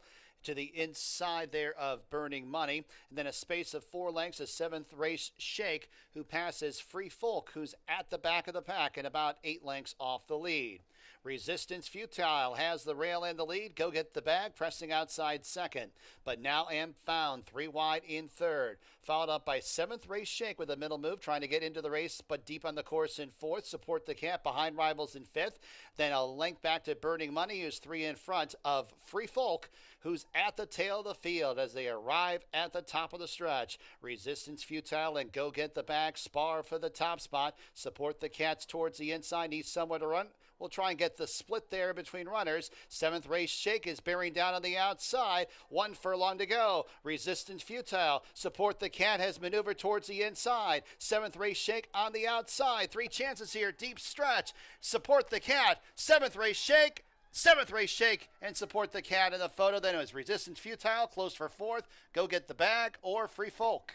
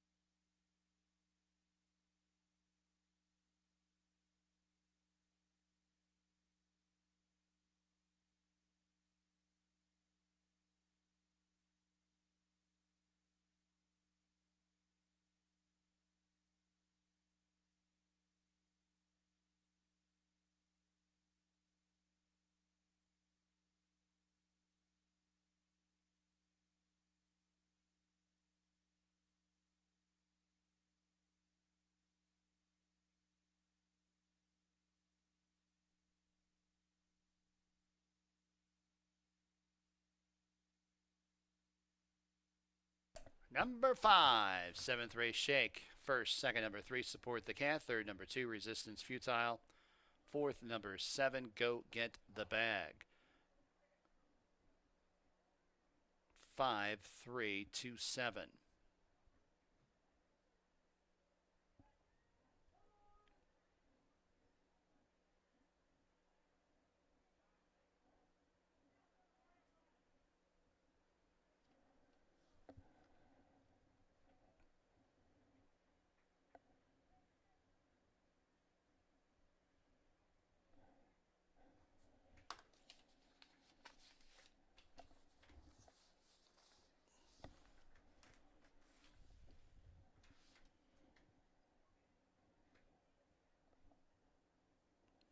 You are reminded there was a late scratch in the 9th race of the 1 with Dashing Speed.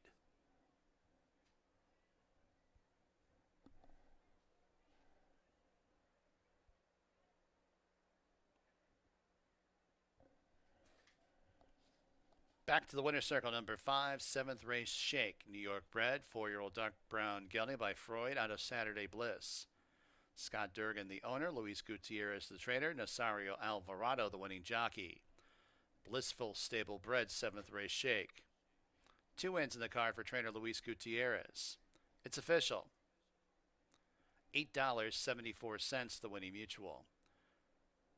Regular double, $40.64. Consolation double, 1-1, $7.52. Exacta, $61.26. Tried, $68.58. Super, $51.29. Pick 3, 415, $245.52. Consolation pick 3, $28.77. Pick 4, 404, $1,392.81. Pick 5, 5 of 5, $7,032.49. 9th race, last live race here at Finger Lakes Gaming and Racetrack for this Labor Day. Want to thank the big crowd on hand. And don't forget, we race every Monday, Tuesday, and Wednesday through mid-November, late November. But for today, from high atop the roof here at Finger Lakes, this is your track announcer, Bill Downs, signing off. Have a tremendous evening.